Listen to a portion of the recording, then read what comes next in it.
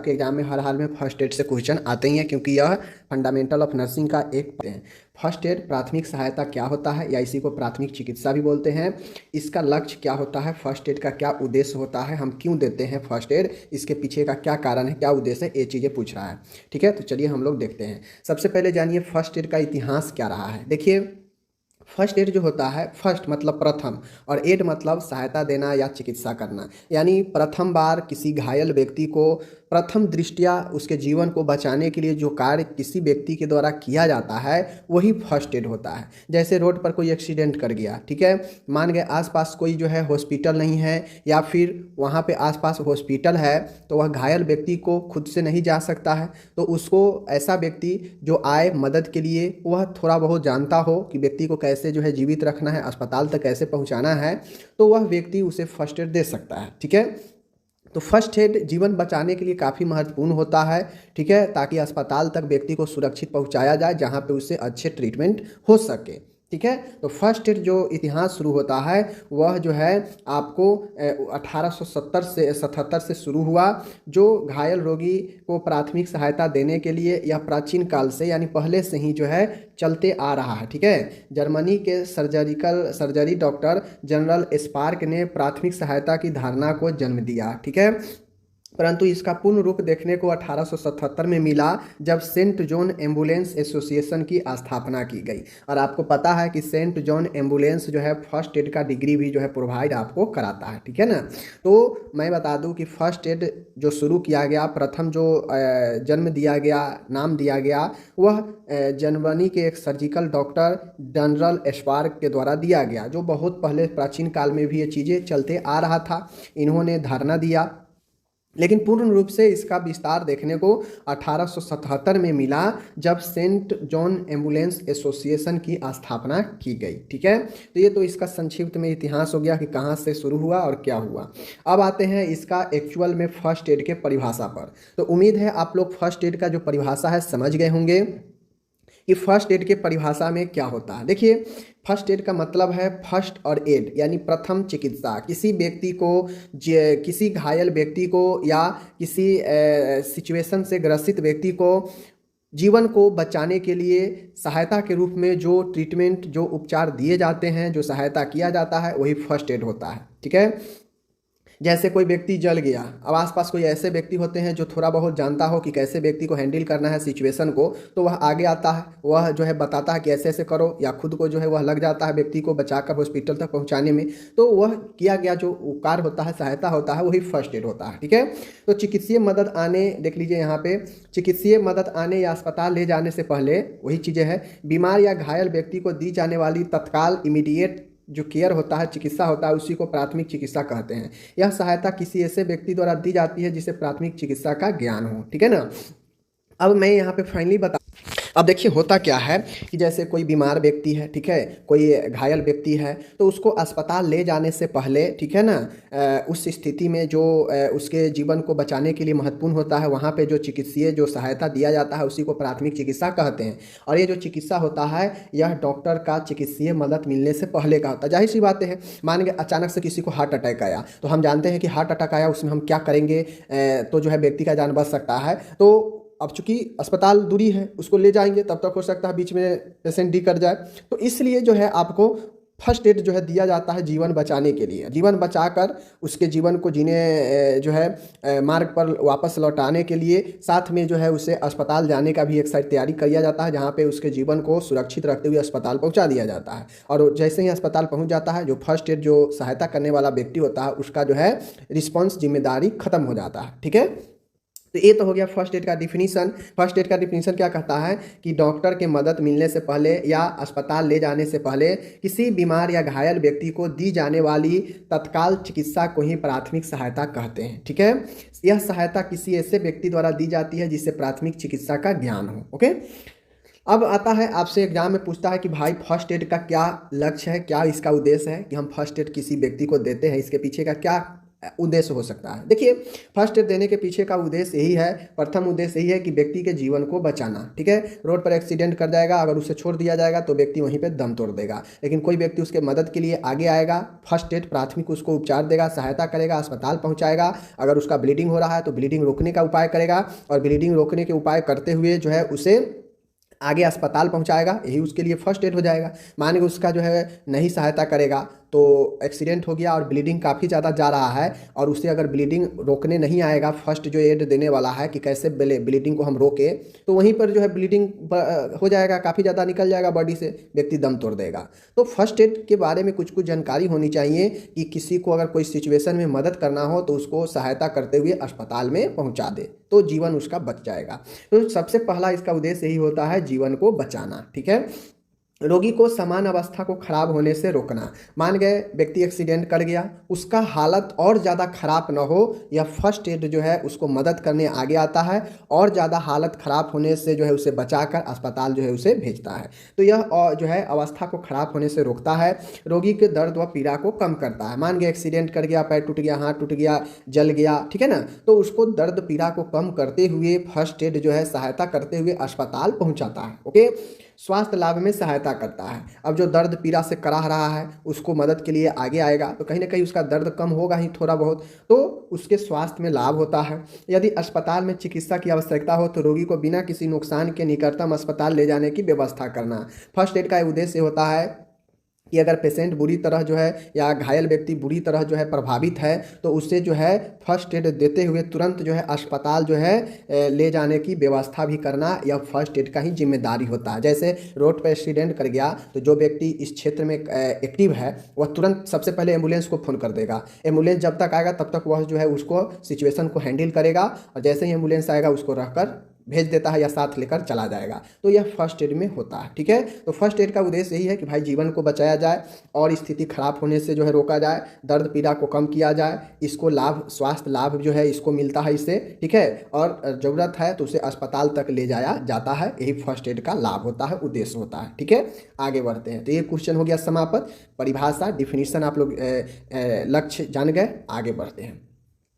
आगे एक और है, छठा पॉइंट देख लीजिए, रोगी को घबराहट दूर करना तथा उसकी स्थिति को बिगड़ने से रोकना। मान गए मरीज को एक्सीडेंट हो गया, मरीज जल गया या मरीज डूब रहा है, उसको फर्स्ट एड के लिए हम आएंगे तो उसको क्या करेंगे, बचाएंगे, उससे सांत्वना देंगे जिससे उसका घबराहट दूर होगा। ठीक है, उसको स्थिति बिगड़ने से हम उसको कंट्रोल कर सकते हैं, रोक सकते हैं और अस्पताल तक पहुँचा सकते हैं। तो यही फर्स्ट एड का कुछ लक्ष्य है जो मैंने बता दिया। अब आता है मोस्ट VVI क्वेश्चन है, आपको अक्सर जो है एग्जाम में पूछे जाते हैं फर्स्ट ईयर GNM में फंडामेंटल में, कि golden rules of first aid. First aid के लिए कुछ सुनहरे नियम हैं, कुछ इसके सिद्धांत है जिसको ध्यान में रखते हुए जो है आपको फर्स्ट एड देनी चाहिए। क्या क्या नियम है? नियम मतलब क्या होता है? सिद्धांत मतलब सिद्धांत या नियम, यह कब क्रिएट होता है? तो सिद्धांत और नियम जो कहता यही है कि सिद्धांत और नियम, सिद्धांत नियम कहने का मतलब है कि ऐसे ऐसे बातें को ध्यान में रखना जो चीज़ें के लिए अच्छा हो, जो उससे जो भी चीज़ के लिए हमें देख रहे हैं उसके लिए बेहतर हो, वही सिद्धांत होता है। जैसे हम फर्स्ट एड के लिए नियम लिख रहे हैं, सिद्धांत लिख रही हैं, तो हम ध्यान में रखेंगे कि फर्स्ट एड में किन किन चीज़ों को हम ध्यान में रखें जो फर्स्ट एड के लिए बेहतर हो, और उसी चीज़ को हम बेहतरी के लिए लिखेंगे, वही उसका सिद्धांत, वही उसका नियम बनता है। नियम का मतलब क्या है कि किसी भी चीज़ के लिए अच्छी अच्छी बातें दर्शाना, वही नियम वही सिद्धांत है। तो चलिए फर्स्ट एड के लिए भी हम देखते हैं कि इसका क्या अपना नियम क्या सिद्धांत है। सबसे पहले जानिए फर्स्ट एड का जो सुनहरा नियम गोल्डन रूल है वह निम्नलिखित है, अनेकों नियम होंगे। ठीक है, अब ये जो मैं सीरियल लिखा हूँ 1 2 3, तो ऐसा नहीं है कि आप भी इसको सीरियल लिखने लगे 1 2 3, नहीं, बिल्कुल नहीं। आप चाहें तो 4 वाला को 1 पर लिख दीजिए, 1 वाला को 2 पर लिख दीजिए, कोई दिक्कत नहीं है, बस आपको लिखना है। ठीक है, देखिए यहाँ पे क्या कहता है, प्राथमिक सहायता करने वाला व्यक्ति को घटना वाले स्थान पर शीघ्रता से पहुँचना चाहिए। आसपास अगर किसी व्यक्ति को पता लगे कि आसपास एक्सीडेंट हो गया है और उसे ये पता लगे कि हम इसे हैंडल कर सकते हैं, मदद कर सकते हैं, तो उस व्यक्ति को तुरंत किसी को जान बचाने के लिए घटना स्थल पर पहुंचना चाहिए। यह रूल्स कहता है, यह जो है एक अच्छी बात है कि आप जानते हैं किसी को ट्रीटमेंट करना तो आप घटना स्थल पर पहुंचिए। तो पहला पॉइंट यही है कि शीघ्रता से घटना स्थल पर पहुंचना चाहिए। ठीक है, दूसरा चीज़ ये कहता है कि सबसे पहले आवश्यक कार्य को शांतिपूर्ण और बिना किसी हड़बड़ाहट के करें। अब जब आप फर्स्ट एड देते हैं तो इन चीज़ों को ध्यान रखना चाहिए कि हड़बड़ में कहीं गड़बड़ ना हो जाए, तो हड़बड़ाहट मत करें, शांतिपूर्ण चीज़ों को हैंडल करें, कंडीशन को देखें, परखें और हड़बड़ाहट मत करें, ठीक है। तीसरा पॉइंट क्या कहता है कि प्राथमिक सहायता करने वाले व्यक्ति को धीरे धीरे आराम से काम करना चाहिए। वही चीज़ें हैं कि कोई व्यक्ति जो प्राथमिक सहायता दे रहा हो किसी मरीज या घायल व्यक्ति को, तो उसे आराम आराम से चीज़ों को करना चाहिए, ठीक है। नेक्स्ट है, यदि श्वास क्रिया रुक गई हो तो कृत्रिम श्वास देनी चाहिए। अब जो फर्स्ट एड देने वाला व्यक्ति हो उसको 2-3 चीज़ों को ध्यान में रखना चाहिए। पहला, ब्लड सर्कुलेशन देखना चाहिए कि बॉडी में ब्लड सर्कुलेशन चल रहा है या नहीं चल रहा है। उससे श्वास की क्रिया देखना चाहिए कि व्यक्ति को श्वास चल रहा है नहीं चल रहा है। हार्ट बीट, धड़कन देखना चाहिए, पल्स, नाड़ी देखना चाहिए कि चल रहा है व्यक्ति में। इससे महत्वपूर्ण चीज़ है, इसको ऑब्जर्व करना चाहिए, ठीक है ना। तो सबसे पहले श्वास की क्रिया अगर रुक गई हो तो कृत्रिम श्वास देनी चाहिए। फर्स्ट एड देने वाले को ध्यान रखना चाहिए कि मरीज का अगर श्वास क्रिया ठीक से नहीं हो रहा है तो उसे कृत्रिम श्वास अपने मुख से मुख दे सकते हैं, या अगर ऑक्सीजन अवेलेबल हो जाए तो वो दे सकते हैं। यानी उसके श्वास के क्रिया को सुचारू रूप से चालू करना चाहिए ताकि व्यक्ति श्वसन की क्रिया कर सके। रोगी को टेढ़ा लिटा दे ताकि रक्तस्राव बाहर निकल जाए, रोगी रक्तस्राव को अंदर की ओर न ले। अगर मान गए ऐसा है व्यक्ति घायल है, एक्सीडेंट है, अगर उसके ब्लीडिंग हो रहा है तो ध्यान रखिए कि जो ब्लीडिंग बाहर आ गया है वह पूर्ण रूप से बाहर आ जाए, बाहर वाला अंदर न जाए, नहीं तो दिक्कत हो जाएगी। इसलिए हम उसे टेढ़ा लिटा देंगे ताकि जो ब्लीड है बाहर आ जाएगा और ब्लीडिंग को रोकने का प्रयास करेंगे, प्रेशर देंगे, ठीक है। अनावश्यक प्रयास से बचे। और आपको फर्स्ट एड वाले को ध्यान रखना चाहिए कि हम कोई डॉक्टर नहीं है, नर्स नहीं है, हम एक सहायता वाले आदमी हैं, तो उससे कुछ अनावश्यक कामों को करने से बचना चाहिए जिससे पेशेंट को दिक्कत ना हो, घायल व्यक्ति को, ठीक है। सातवां पॉइंट बनता है कि प्राथमिक सहायक को मौके के अनुसार उपलब्ध वस्तुओं का प्रयोग करना चाहिए, अर्थात पट्टियों के स्थान पर कपड़े आदि का प्रयोग करना चाहिए। मान गए कोई घायल व्यक्ति है, ठीक है, पैर टूट गया या कट फट गया, तो अगर कोई आता है सहायता करने तो उसको ये ध्यान रखना चाहिए कि वहाँ पे उसको पास पर्याप्त सामान नहीं है, तो जो भी आसपास वस्तुएं पड़ी हैं उसका इस्तेमाल काम में लाना चाहिए। जैसे अगर गमछा है आपके पास या कोई अन्य कपड़ा है जिसे बांध सकते हैं तो उससे बांध दे, जिससे उसका ब्लीडिंग कम हो जाए, ठीक है, ब्लीडिंग जो है रुक जाए। अगर उसका पैर फ्रैक्चर है तो उसका पैर स्थिर हो जाए, ठीक है ना। तो जो भी वस्तुएं हैं उसका इस्तेमाल करने चाहिए जगह पे उपस्थित वस्तु का, ठीक है। आगे बढ़ते हैं। 8वां नंबर है, रोगी के रक्त प्रवाह को ठीक कर रखे, रोगी को तरल पदार्थ दे। अब मान के ब्लीडिंग हो रहा है या जल गए हैं तो मरीज को शरीर में डिहाइड्रेशन होगा, ब्लीडिंग निकलने से या जल जाने से बॉडी में पानी का कमी हो जाता है, तो जो है बॉडी को तरल रखने के लिए तरल पदार्थ दे, ठीक है। रोगी को रक्त प्रवाह, अगर मान के एक्सीडेंट हुआ है, ब्लीडिंग निकल रहा है, तो उससे जो है आप ज़्यादा से ज़्यादा जो है उससे क्या करेंगे, तरल पदार्थ देंगे, ठीक है ना, ताकि बॉडी में तरल बना रहे। रोगी को सुरक्षित स्थान पर लिटाना चाहिए। अगर मान के रोगी रोड पर एक्सीडेंट कर गया है तो उसे रोड से उठा के बगल में लाएंगे सुरक्षित स्थान पर, ठीक है। यदि रोगी को कमरे में घुटन हो रही हो तो खुली जगह पर ले जाना चाहिए। मान के रोगी, अगर आप पेशेंट को फर्स्ट एड दे रहे हैं, रूम में रखे हैं, तो अगर रूम में मान के हार्ट अटैक, हम तो जो फर्स्ट एड का रूल्स लिखेंगे तो हम सभी तरह के रूल्स लिखेंगे ना, हार्ट वाले मरीज के, हार्ट अटैक वाले मरीज का भी, डूबने वाला मरीज का भी। डूबने में भी जो है आपका श्वसन कष्ट होता है, दम फूलता है, व्यक्ति का सांस ठीक से नहीं ले पाता है, पानी पेट में रहता है, तो ठीक है ना। तो इसलिए अगर घर में व्यक्ति को रखे हैं तो ध्यान दीजिए कि अगर दम घुटे तो उसे बाहर स्थल पर निकालना चाहिए। प्रभावित व्यक्ति के संबंधियों को दुर्घटना, बीमारी और दुर्घटना स्थल के बारे में सूचित करना चाहिए। मान के कोई अननोन पर्सन है, एक्सीडेंट कर गया या कहीं पानी में डूब रहा हो या कुछ भी हो सकता है घटना, तो उसके बारे में स्थिति को संभालते हुए उसके परिजनों को, उसके संबंधियों को इन्फॉर्मेशन देंगे, ओके। 11 है, रोगी को निकटतम अस्पताल ले जाने का प्रबंध करें और अगर ज़रूरी हो तो आसपास के लोगों से हेल्प ले और उसे अस्पताल जो है ले जाने का प्रबंध करें। रोगी के आसपास लोगों को भीड़ न लगने दे, केवल उन्हीं रोगी के निकट आने दे जो प्राथमिक सहायता की जानकारी रखते हैं। अब देखते हैं अक्सर एक्सीडेंट हो जाता है या कहीं पे कुछ हो जाता है तो बहुत सारे भीड़ लग जाता है, लेकिन मदद के लिए मुश्किल से 1-2 आदमी आगे आ पाता है, ठीक है। मानवता के लिए कहिए या वो कुछ जान रहा हो इस सब के बारे में तो आगे आ पाता है, बाकी सब लोग तमाशा देखते रहते हैं। तो फर्स्ट एड कहता है कि आसपास से लोगों को हटा दे, सिर्फ उन्हीं को रखे जो फर्स्ट एड के बारे में जानता हो ताकि आपको मदद कर सके। रोगी को ढांढस यानी उसे मदद करे, सांत्वना दे, भावनात्मक सुरक्षा प्रदान करे कि हाँ बिल्कुल ठीक है, मैं आपको अस्पताल ले चल रहा हूँ, आप ठीक हो जाएंगे, ठीक है। तो देखिए कुछ रूल्स होते हैं, किसी भी चीज़ के लिए रूल्स होते हैं, इसी प्रकार से फर्स्ट एड का भी कुछ रूल्स है जिसको हम लोग ध्यान में रखते हुए हम लोग किसी के लिए मदद के लिए आगे आते हैं। तो जो चीज़ जिस कंडीशन में, जिस भी कंडीशन में अगर मान गए व्यक्ति श्वसन से पीड़ित है तो उसको फर्स्ट एड में क्या देंगे, रूल्स में वो भी लिख सकते हैं कि उसको श्वसन कष्ट हो तो आप मुख से ऑक्सीजन दे, कृत्रिम ऑक्सीजन दे, ठीक है ना। अगर व्यक्ति को दम घुटे तो आप जो है उससे क्या करेंगे, ऑक्सीजन तो देंगे ही, अगर कमरा में रखें तो कमरा से बाहर निकालें, समझ गए। अगर व्यक्ति का ब्लीडिंग हो रहा है तो ब्लीडिंग के रूल्स में ये कहता है कि उससे ज़्यादा से ज़्यादा तरल दे, ब्लीडिंग रोकने का प्रयास करे, ठीक है। नेक्स्ट कंडीशन ये कहता है कि जो आसपास वस्तु रखी है जैसे कपड़ा वगैरह उसका इस्तेमाल करे ब्लीडिंग वगैरह को रोकने में, ठीक है ना। तो रूल्स जो है आप चीज़ों को ध्यान में रखते हुए लिखते हैं, और रूल जो होता है सभी चीज़ों के लिए फॉलो किया जाता है, ठीक है ना। रूल रेगुलेशन सबके लिए लागू होता है, एक चीज़ पर लागू नहीं होता है। तो ये जो फर्स्ट एड है, ये जो हम फर्स्ट एड पढ़े हैं, तो ये फर्स्ट एड सभी चीज़ों को ध्यान में रखते हुए, फर्स्ट एड तो एक उपचार है। अब इस उपचार में किसी भी चीज़ का जरूरी पड़ सकता है, किसी भी कंडीशन में उपचार, जैसे एक्सीडेंट है, एक्सीडेंट में भी मदद करना पड़ सकता है। हार्ट अटैक वाले मरीज को भी आपको फर्स्ट एड देना, जैसे ऑफिस में ही है अचानक से किसी को हार्ट अटैक आ गया तो उस समय जो फर्स्ट एड देगा क्या जानकारियाँ है, तो CPR वगैरह देते हैं, मुंह से फूंकते हैं, ठीक है, पल्स रेट वगैरह जाँचेंगे, ठीक है ना। व्यक्ति को जो है हम लोग क्या करेंगे, CPR देकर व्यक्ति को जो है ये करते हैं। तो ये जो चीज़ें होता है फर्स्ट एड किसी में भी, जैसे डूब रहा है तो उसको कैसे निकालना है, कैसे निकाल कर उसको बाहर रखेंगे, मुंह से पानी निकालेंगे, कृत्रिम मुंह में मुंह जो है उसको ऑक्सीजन देंगे, ठीक है ना। तो ये सब चीज़ें होता है। कुटा काट लेने पर कैसे बचाएंगे, जल जाने वाले को कैसे फर्स्ट एड देंगे, फ्रैक्चर हो गया तो कैसे फर्स्ट एड देंगे, तो बुखार होने पर भी आप फर्स्ट एड कर सकते हैं। तो हर कंडीशन में जो है फर्स्ट एड एप्लीकेबल है। बस फर्स्ट एड क्या करता है कि चीज़ों को स्थिर रखता है, और अगर वो चीज़ें गंभीर है तो स्थिर रखते हुए जीवन को बचाते हुए उससे अस्पताल में ले जाकर शिफ्ट किया जाता है। तो फर्स्ट एड में जो भी रूल रेगुलेशन है, आप जितना भी इसमें रूल लिखेंगे किसी भी चीज़ को ध्यान में रखते हुए सब जायज़ होगा। बस आपको एग्जैक्ट चीज़ें लिखना है, फालतू की चीज़ें नहीं लिखना है। हमने यहाँ पर 13 लाइन लिख दिया, आप चाहें तो इसको 20 लाइन भी कर सकते हैं कि फर्स्ट एड में हम और किन किन चीज़ों बातों को ध्यान में रखेंगे, कैसे क्या हैंडल करेंगे सिचुएशन का, ठीक है। यही रूल्स होता है, ओके।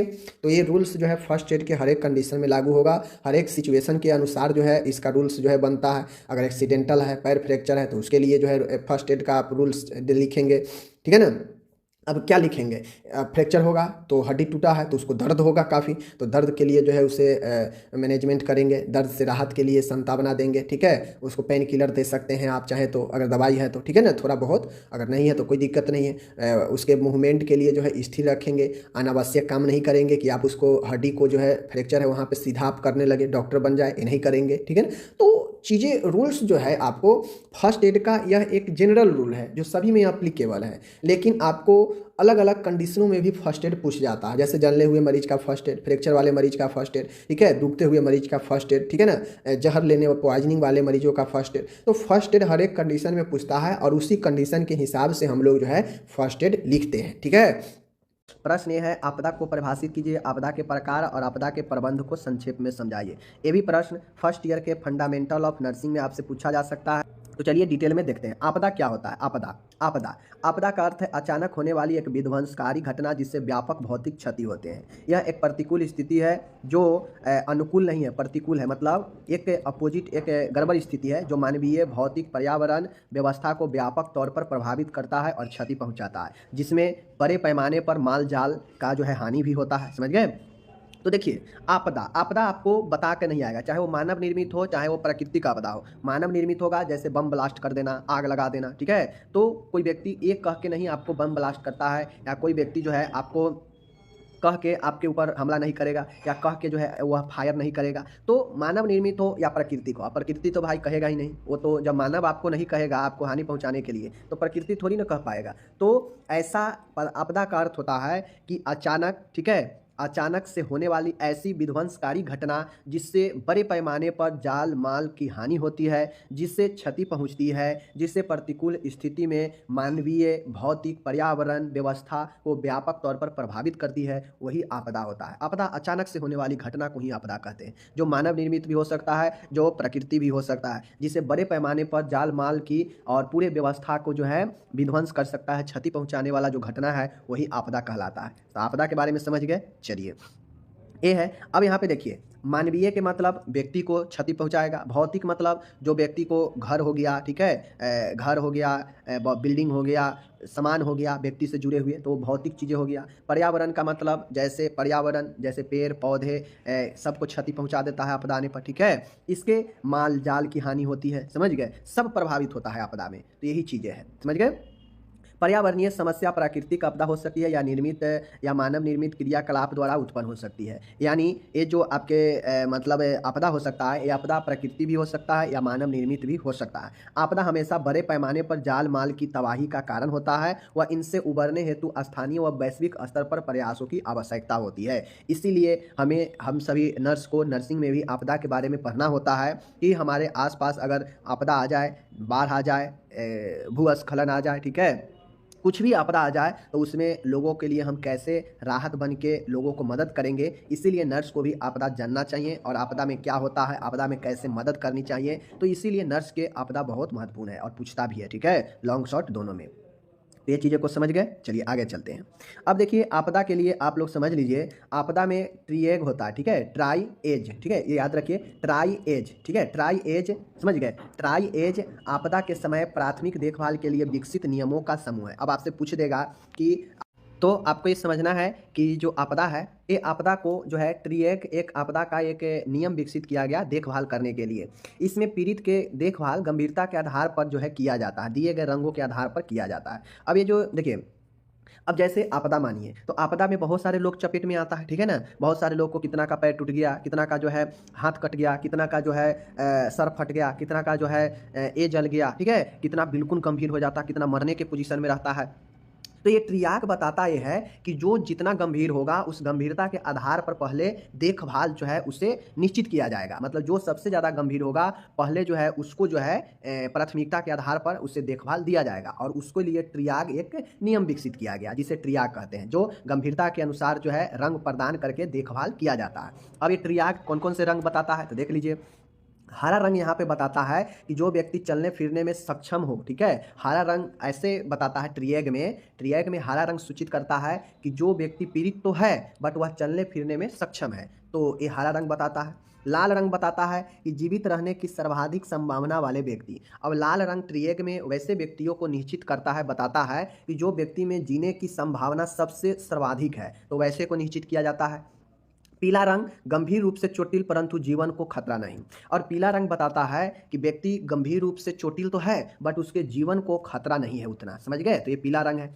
काला रंग बताता है कि मृत व्यक्ति या मरणासन व्यक्ति। काला रंग बताता है कि व्यक्ति आपदा के कारण मर चुका है या मरने के बिल्कुल निकट आ चुका है। तो यही जो है आपको कलर याद रखना पड़ेगा, हरा लाल पीला काला, हरा लाल पीला काला। हरा व्यक्ति चलने फिरने में सक्षम हो लेकिन पीड़ित है। लाल रंग बताता है कि जीवित रहने की सबसे ज्यादा संभावना वाले पीड़ित व्यक्ति। पीड़ित तो सब है, आपदा से तो सब पीड़ित ही होगा, लेकिन कौन किस प्रकार के पीड़ित है ये बताता है ये कलर। पीला रंग बताता है कि व्यक्ति काफी ज्यादा चोटिल है परंतु जीवन का खतरा नहीं है। काला रंग बताता है कि व्यक्ति मरने के निकट है या मर चुका है, समझ गए। तो ये जो है ट्रिएग नियम स्पष्ट करता है। ओके, अब इसका वर्गीकरण कैसे होगा, तो आपदा के कारणों के आधार पर दो भागों में वर्गीकृत किया गया है, जो कि पहले भी मैं आपको बता चुका हूं। वर्गीकरण जो किया गया है आपदा को, एक नेचुरल प्राकृतिक आपदा, एक मैन डिजास्टर मैन मेड यानी मानव निर्मित। तो ये दो प्रकार का नॉर्मली याद रखिएगा। नेचुरल डिजास्टर में होता है बाढ़, चक्रवात, भूकंप, सुनामी, भूस्खलन, ज्वालामुखी का फटना, बवंडर। तो ये नेचुरल डिजास्टर जो होता है प्राकृतिक आपदा, यह बाढ़, चक्रवात, भूकंप, सुनामी,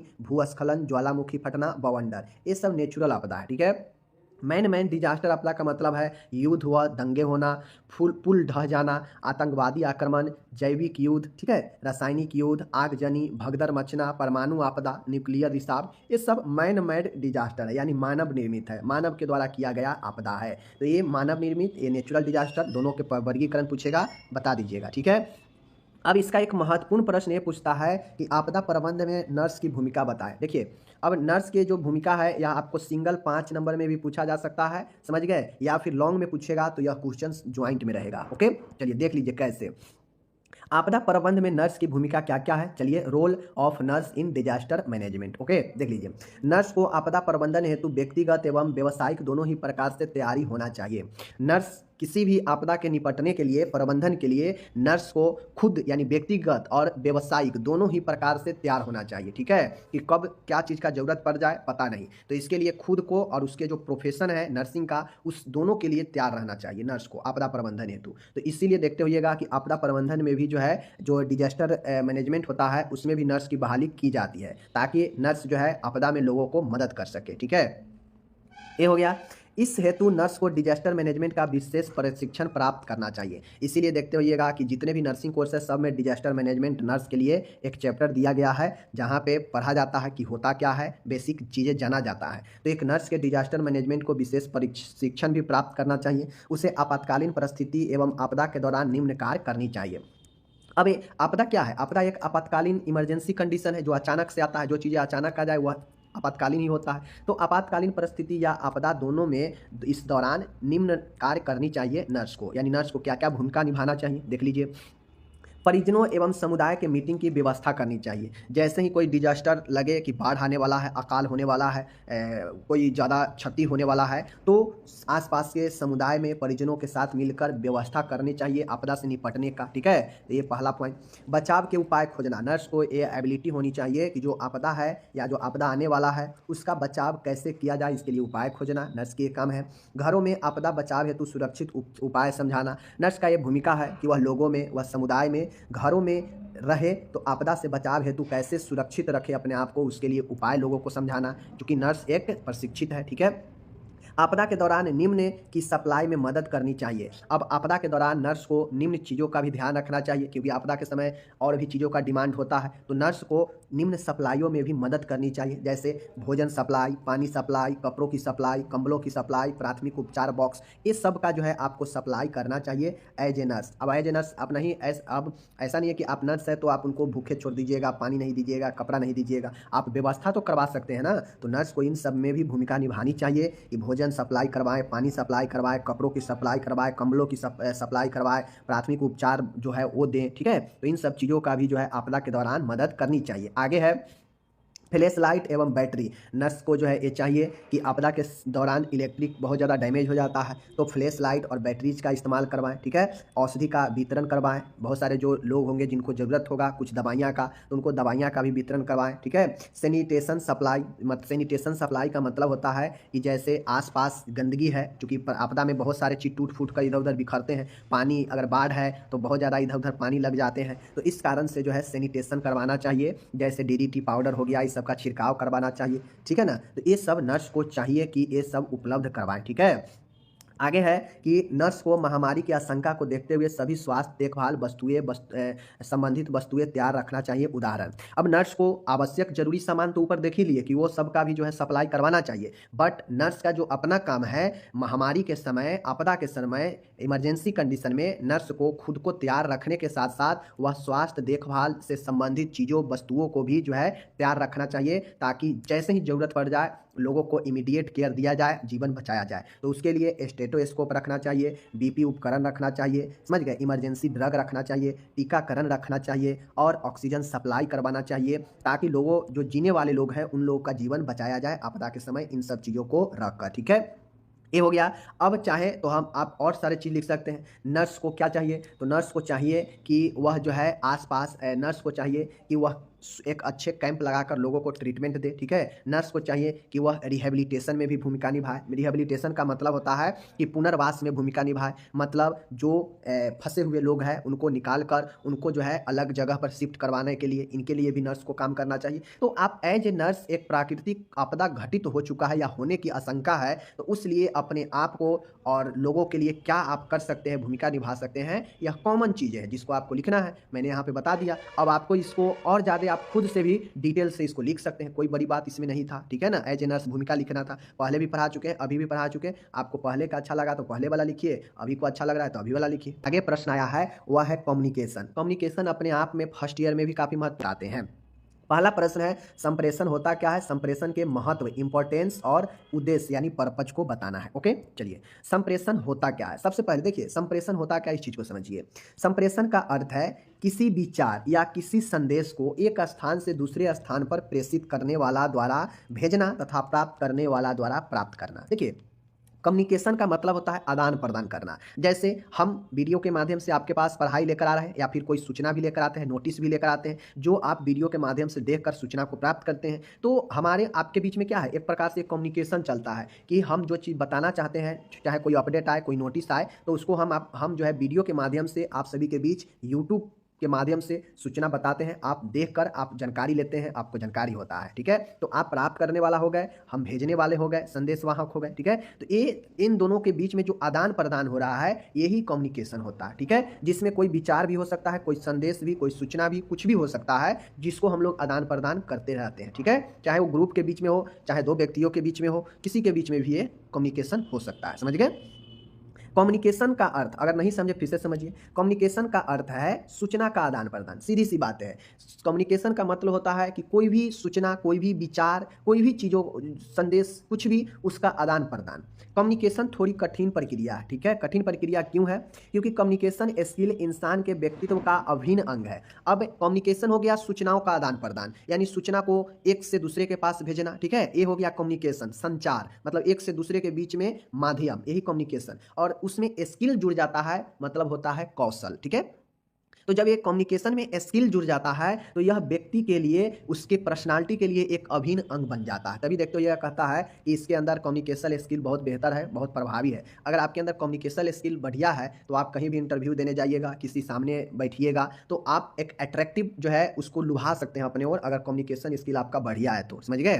कम्युनिकेशन का मतलब है आप अपनी बात को लोगों के सामने कितने प्रभावी से, ठीक है, रखते हैं। कम्युनिकेशन स्किल का मतलब किसी व्यक्ति से आपके बात करने के तरीकों को कम्युनिकेशन स्किल्स कहते हैं। स्किल का मतलब होता है कौशल, और कम्युनिकेशन का मतलब क्या है? संचार, सूचनाओं का आदान प्रदान। और स्किल का मतलब होता है कौशल, यानी आप जो किसी व्यक्ति के पास बातचीत कर रहे हैं या अपने संदेश भेज रहे हैं, चिट्ठी पत्र भेज रहे हैं, तो आप कितना प्रभावी, कितना बढ़िया से भेज रहे हैं, यही बढ़िया, यही प्रभावी, यही इफेक्टनेस जो है आपके स्किल को बताएगा कि आप कितना ज़्यादा कम्युनिकेशन स्किल बेहतर है, ठीक है।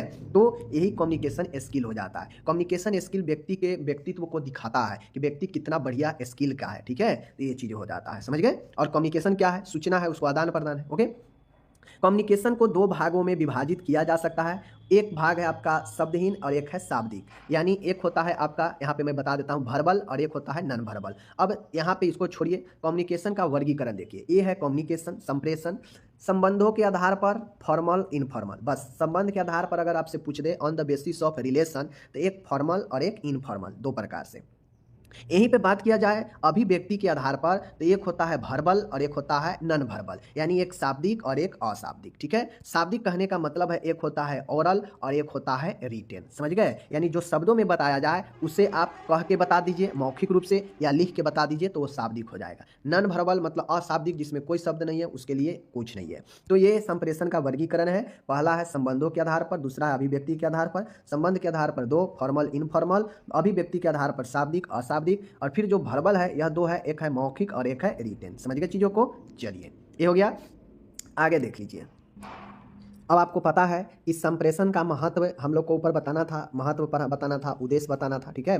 तो कम्युनिकेशन का क्या महत्व होता है? तो महत्व भी इसका जो है अनेक प्रकार के हो सकता है। जैसे संप्रेषण के द्वारा नर्स मरीज को समझने में आसानी होती है, जिससे मरीज की बेहतर सेवा करने में सहायता मिलती है। कम्युनिकेशन मतलब होता है कि आप अपने बातों को कैसे दूसरे के सामने रख सकते हैं, ठीक है। तो एक नर्स को मदद मिलता है कि वह अपने बातों को मरीज से या मरीज के बातों को कैसे समझ लेती है, ठीक है, कितना अच्छे से। तो यह बेहतर सेवा प्रदान करने में मदद करता है। संप्रेषण नर्स द्वारा की जाने वाली रिकॉर्डिंग एवं रिपोर्टिंग में सहायक होता है। कम्युनिकेशन जो होता है रिकॉर्डिंग और रिपोर्टिंग में सहायक होता है। कम्युनिकेशन जो है व्यक्तियों के संबंधों में मधुरता लाता है और तनाव रहित बनाता है। कम्युनिकेशन जो है उपचार के बाद मूल्यांकन में मदद करता है, ठीक है। कम्युनिकेशन से प्रभावी स्वास्थ्य शिक्षा को करने में मदद मिलता है, ठीक है। कम्युनिकेशन से जो है नर्स और अन्य कर्मचारी और डॉक्टर और अधीनस्थ कर्मचारी के बीच आदान प्रदान करने में भी फायदा मिलता है। कम्युनिकेशन यानी संप्रेषण से सामुदायिक स्वास्थ्य नर्स समुदाय के लोगों को स्वास्थ्य संबंधी समस्या और उनके निदान पर भी चर्चा कर सकती है। तो कम्युनिकेशन का बहुत सारे जो है आपके फायदे हैं, जो कि मैंने बता दिया। क्या क्या फायदे हैं एक बार रिपीट कर देते हैं, जिसको महत्व भी कहते हैं। कम्युनिकेशन का महत्व यह है कि इससे लोगों को नर्स मरीज के बीच जो है बेहतर सेवा, स्वास्थ्य सेवा देने में मदद मिलता है। इससे रिकॉर्डिंग और रिपोर्टिंग में सहायता मिलता है, ठीक है। यह परस्पर व्यक्तिगत संबंधों को मधुर बनाता है, ठीक है। यह उपचार के बाद मूल्यांकन में भी मदद करता है, ठीक है। कम्युनिकेशन से प्रभावी स्वास्थ्य शिक्षा भी देने में जो है मदद मिलता है। कम्युनिकेशन से जो है नर्स अन्य मरीजों से, डॉक्टर से, अन्य चिकित्सकों से, अन्य कर्मचारियों से सूचनाओं का आदान प्रदान करने में भी मदद मिलता है। और कम्युनिकेशन द्वारा जो सामुदायिक स्वास्थ्य नर्स है वह अन्य लोगों के स्वास्थ्य समस्या और उनके निदान के बारे में चर्चा भी करती है। तो यह महत्व हो जाता है कम्युनिकेशन का, ठीक है। कम्युनिकेशन का क्या उद्देश्य है। अब यहाँ पे महत्व समझ गए तो कम्युनिकेशन है क्या, ठीक है, मतलब इसका क्या उद्देश्य है आगे। तो कम्युनिकेशन का उद्देश्य ये है कि इससे स्वास्थ्य शिक्षा के द्वारा जन समुदाय के जीवन शैली में बदलाव लाया जा सकता है। कम्युनिकेशन का उद्देश्य यह है कि इससे हम लोगों के जीवन शैली में बदलाव ला सकते हैं। इससे रिकॉर्डिंग और रिपोर्टिंग में विशेष महत्व मिलता है, ठीक है। इसका उद्देश्य ये है कि हम नर्स और अन्य कर्मचारियों के बीच में जो है तालमेल बैठा सकते हैं, बातें चीतें कर सकते हैं, ठीक है। स्वास्थ्य सेवा के आकलन हेतु भी संप्रेषण का विशेष महत्व है, ठीक है। और आगे है नर्स के द्वारा अनेक स्वास्थ्य संबंधी योजना बनाना हो, लोगों के बीच बातचीत करना हो, ठीक है, लोगों को अवगत कराना हो स्वास्थ्य के बारे में, तो ये सब भी में मदद करता है। यानी देखा जाए बेसिकली तो कम्युनिकेशन का उद्देश्य और महत्व एक दूसरे से रिलेटेड है। अगर महत्व को जो लोग समझ गया वह उद्देश्य को भी आसानी से समझ जाएगा, दोनों एक ही है। अगर महत्व को उद्देश्य में पूछ दे तो आप आराम से लिख दीजिएगा, कोई दिक्कत। आप देखना लीजिए 5 पॉइंट यहाँ पे था तो यह 5 पॉइंट महत्व वाला से रिलेटेड ही था, ऊपर वाला से रिलेटेड ही था। तो आपके उद्देश्य या महत्व कोई एक ही पूछेगा, टेंशन लेने की जरूरत नहीं है। ओके, चलिए अब बातें आता है कि कम्युनिकेशन के लिए कौन कौन से सिद्धांत जरूरी है। कम्युनिकेशन अगर करना है एज ए नर्स हम है तो हमको किन किन बातों को ध्यान में रखना चाहिए। जो बातें को ध्यान में रखेंगे वही तो सिद्धांत बन जाता है ना। हम बार बार कहते आ रहे हैं कि जिस चीज़ें को हम लोग ध्यान में रखकर काम करते हैं वही एक प्रिंसिपल होता है, वही एक सिद्धांत होता है, समझ गए। तो हम कम्युनिकेशन करते समय किन किन बातों को ध्यान में रखेंगे, चलिए देखते हैं, वही प्रिंसिपल होगा। संप्रेषण के दौरान जो प्रेषक है, मतलब जो भेजने वाला है, और जो प्राप्त करने वाला है, इनमें ऐसी भाषा का उपयोग करना चाहिए जो उससे समझ आए। यानी कम्युनिकेशन करते समय ये ध्यान रखना चाहिए कि बिल्कुल समझने योग्य भाषा का उपयोग करना चाहिए, ठीक है। संप्रेषण के दौरान जो है प्रश्न पूछकर ये सुनिश्चित करना चाहिए कि प्राप्तकर्ता ने सही संदेश ग्रहण किया है जो वह देना चाहता है। अब मान के हम मैसेज किसी के पास भेजे हैं तो हम सामने वाला से पूछेंगे कि जो हम भेजे हैं क्या वो मैसेज गया है ना। तो दोनों में कन्फर्मेशन होना जरूरी है। जो सेंडर है मतलब जो भेजने वाला है, जो रिसीवर है, जो प्राप्त करता है, दोनों के बीच में जो है सही संदेश होना जरूरी है, ठीक है। तो इसके लिए कंफर्म करेंगे। तीसरा है संप्रेषण के लिए आरामदायक स्थान का चयन करेंगे। मतलब संदेश भेज रहे हैं बातचीत करने के लिए टॉपिक पे, तो उसके लिए कंफर्टेबल जोन होना जरूरी है। हड़बड़ाहट में कम्युनिकेशन बिगड़ सकता है, ठीक है।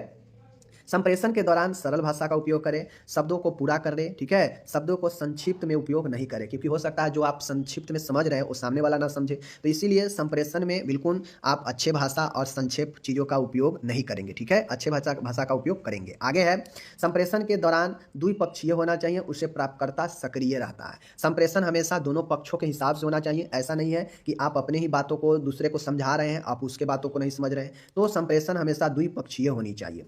प्रेषक तथा प्राप्तकर्ता को एक दूसरे के प्रति सम्मान की भावना होनी चाहिए, ठीक है। मतलब जो प्रेषक है, जो प्राप्तकर्ता है, दोनों एक दूसरे के बीच जब कम्युनिकेशन करे तो एक दूसरे की सम्मान की भावना रखे। ओके, 7वां पॉइंट है प्रेषक को संप्रेषण के विषय का संपूर्ण ज्ञान होना चाहिए। अल्प ज्ञान से संप्रेषण प्रभावी हो सकता है। मान गए नर्स है, वह किसी कर्मचारी से बात कर रही है किसी चीज़ के बारे में, किसी मरीज के बारे में, तो अगर नर्स को उस मरीज के बारे में डिटेल से पता ही नहीं है, ऊपर ऊपर पता है, तो उससे क्या होगा, कम्युनिकेशन अधूरा रह जाएगा, आगे बात पहुँच नहीं पाएगा कंप्लीट। तो संप्रेषण में होना चाहिए कि जो विषय पर बातचीत हो रहा है उस पर कंप्लीट ज्ञान होना चाहिए, ठीक है। 8वां है प्रेषक द्वारा दिए जाने वाला संदेश, यानी भेजने वाला जो है संदेश, वह सूचना सत्य पर आधारित होनी चाहिए, और जो कम्युनिकेशन हो वह झूठी बातों पर नहीं, सत्य पर आधारित होनी चाहिए, ठीक है। तो चीज़ों को समझ गए। चलिए अब आपसे एग्जाम में ये भी पूछा जा सकता है कि कम्युनिकेशन का कौन कौन से घटक होता है, कंपोनेंट बताइए, ठीक है। तो कंपोनेंट में चलिए हम लोग देखते हैं। देखिए कम्युनिकेशन में जो घटक होता है, पहला होता है सेंडर यानी भेजने वाला, समझ गए।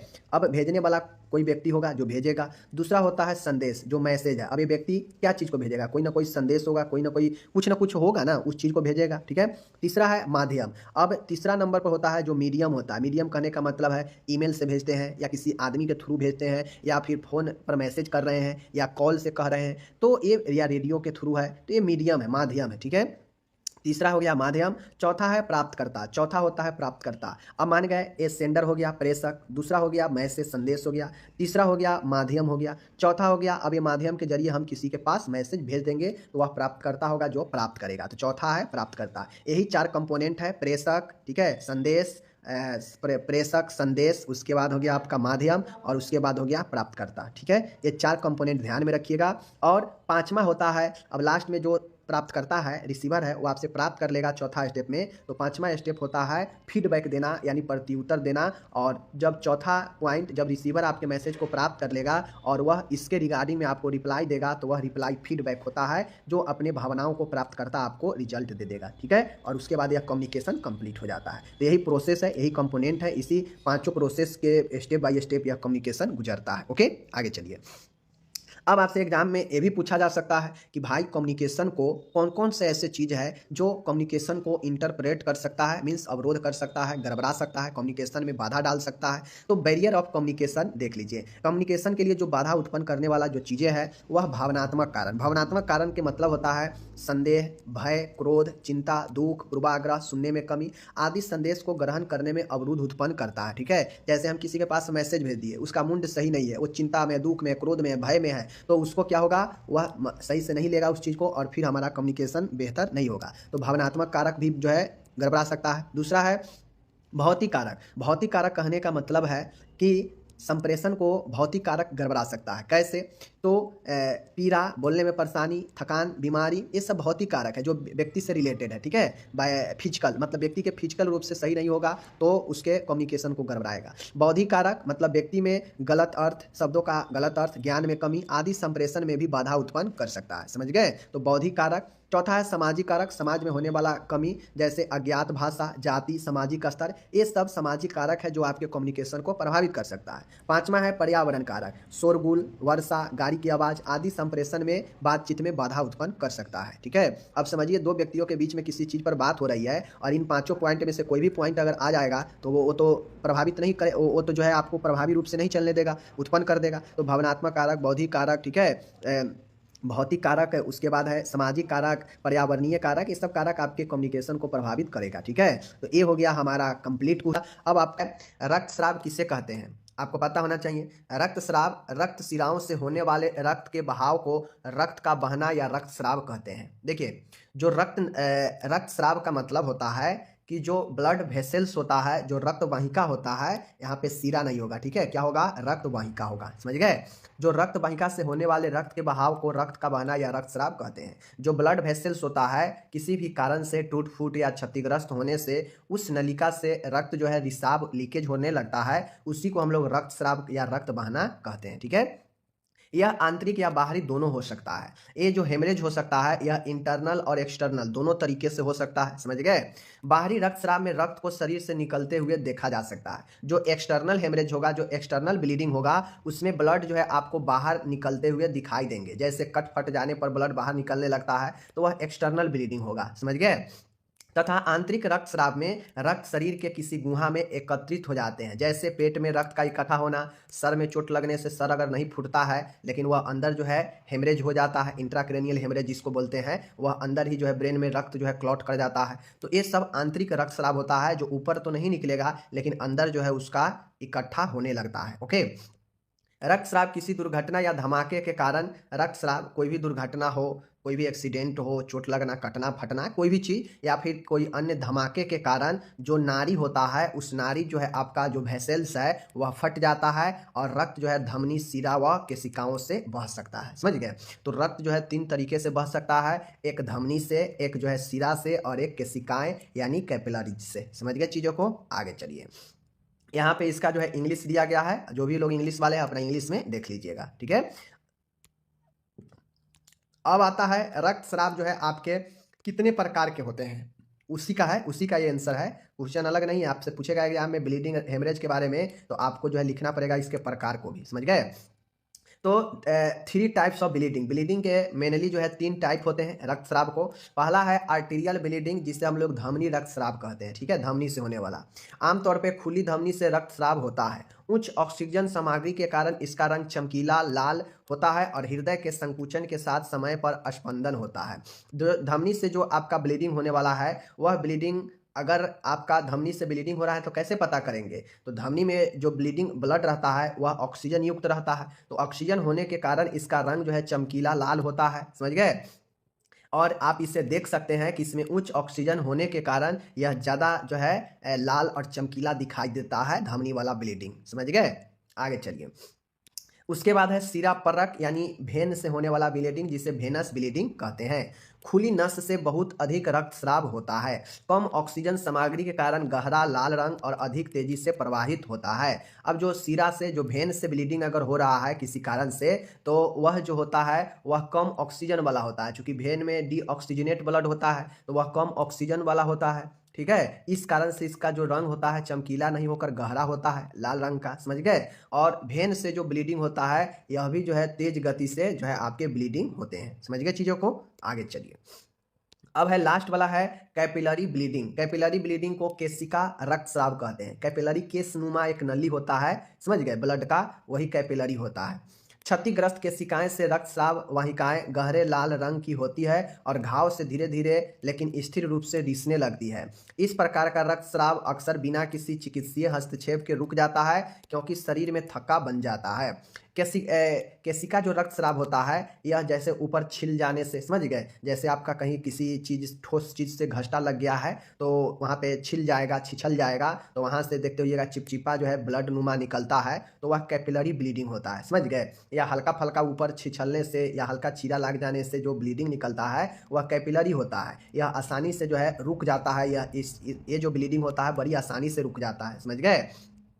तो ये चीज़ों को ध्यान में रखिएगा, खासकर जिसका आर्टेरियल अगर ब्लीडिंग होता है, किसी का अगर आर्टरी डैमेज हो चुका है धमनी और यहाँ से ब्लीडिंग होता है तो यह व्यक्ति के लिए काफ़ी खतरनाक होता है, क्योंकि यह बॉडी में ऑक्सीजन का भी क्षमता कम कर देगा, क्योंकि इसमें ब्लड जो होता है ऑक्सीजन वाला होता है। तो जब यहीं से ब्लड निकलने लगेगा तो अपने साथ ऑक्सीजन भी लेने जो है निकलने लगेगा। ब्लड यहाँ पे भी जो है काफ़ी तेज गति से आएगा, क्योंकि धमनी में बहुत ज़्यादा जो है ब्लड तेज गति से प्रवाहित होता है, तो यहाँ पे ब्लीडिंग बहुत तेज गति से धमनी में होता है, समझ गए ना। तो इन सब चीज़ों को आपको ध्यान में समझ कर लिखना पड़ेगा, ठीक है। तो वही कहता है कि कैपिलरी ब्लीडिंग में बिना किसी हस्तक्षेप के ब्लीडिंग जो है रुक जाता है, क्योंकि शरीर में जो है थक्का बन जाता है, जहां भी कटेगा वहां पे आसानी से क्लॉटिंग बन जाता है, समझ गए। यही कारण है कि हल्का फल्का जो कटने से जो ब्लीडिंग होता है वह कैपिलरी ब्लीडिंग होता है, ओके। तो ये 3 प्रकार के ब्लीडिंग मैंने आपको बता दिया, आपको अब समझना है। आगे चलिए, आगे आता है नक्सीर। देखिए, फर्स्ट ईयर में भी यह फंडामेंटल ऑफ नर्सिंग में है, सेकेंड ईयर में यह MSN 2 में है, सेकेंड ईयर में MSN 2 में है, ओके, याद रखिएगा।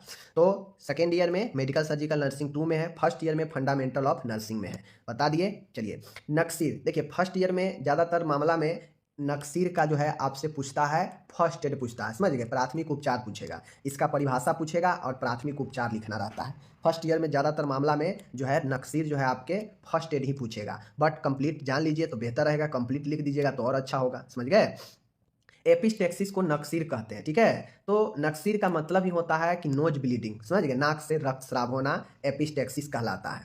नाक के अंदरूनी सतह इंटरनल सरफेस से रक्तस्राव होना ही नक्सीर कहलाता है। माय डियर, नक्सीर का मतलब होता है कि नाक के जो इंटरनल सरफेस होता है, अंदरूनी जो सतह होता है, वहाँ से अगर ब्लीडिंग हो रहा है, रक्तस्राव हो रहा है, तो उससे हम लोग नक्सीर एपिस्टेक्सिस कहते हैं। कोई दिक्कत नहीं, समझ गए। चलिए, कारण क्या हो सकता है नक्सीर होने का?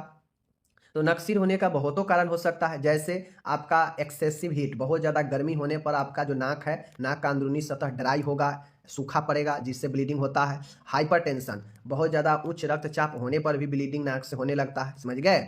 नजल ट्रॉमा, नाक में चोट लगने से भी ये चीज़ें नजल ब्लीडिंग हो सकता है, समझ गए ना। कोई ऐसे केमिकल से आपको रिएक्शन भेने एलर्जी है तो उससे भी हो सकता है नोज ब्लीडिंग, समझ गए। यह अनुवांशिक भी हो सकता है, समझ गए। कोई ब्लड वाला जो जैसे हीमोफीलिया है तो इसमें अगर हेरिडेटरी रोग है ब्लड से संबंधित तो नक्सीर हो सकता है, नाक से ब्लीड आने लगेगा।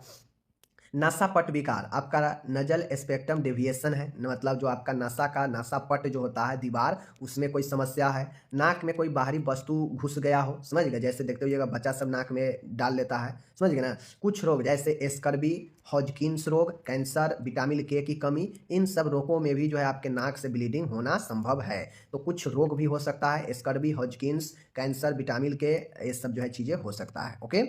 आगे चलते हैं, आगे है, कहता है नाक से ब्लीडिंग होना।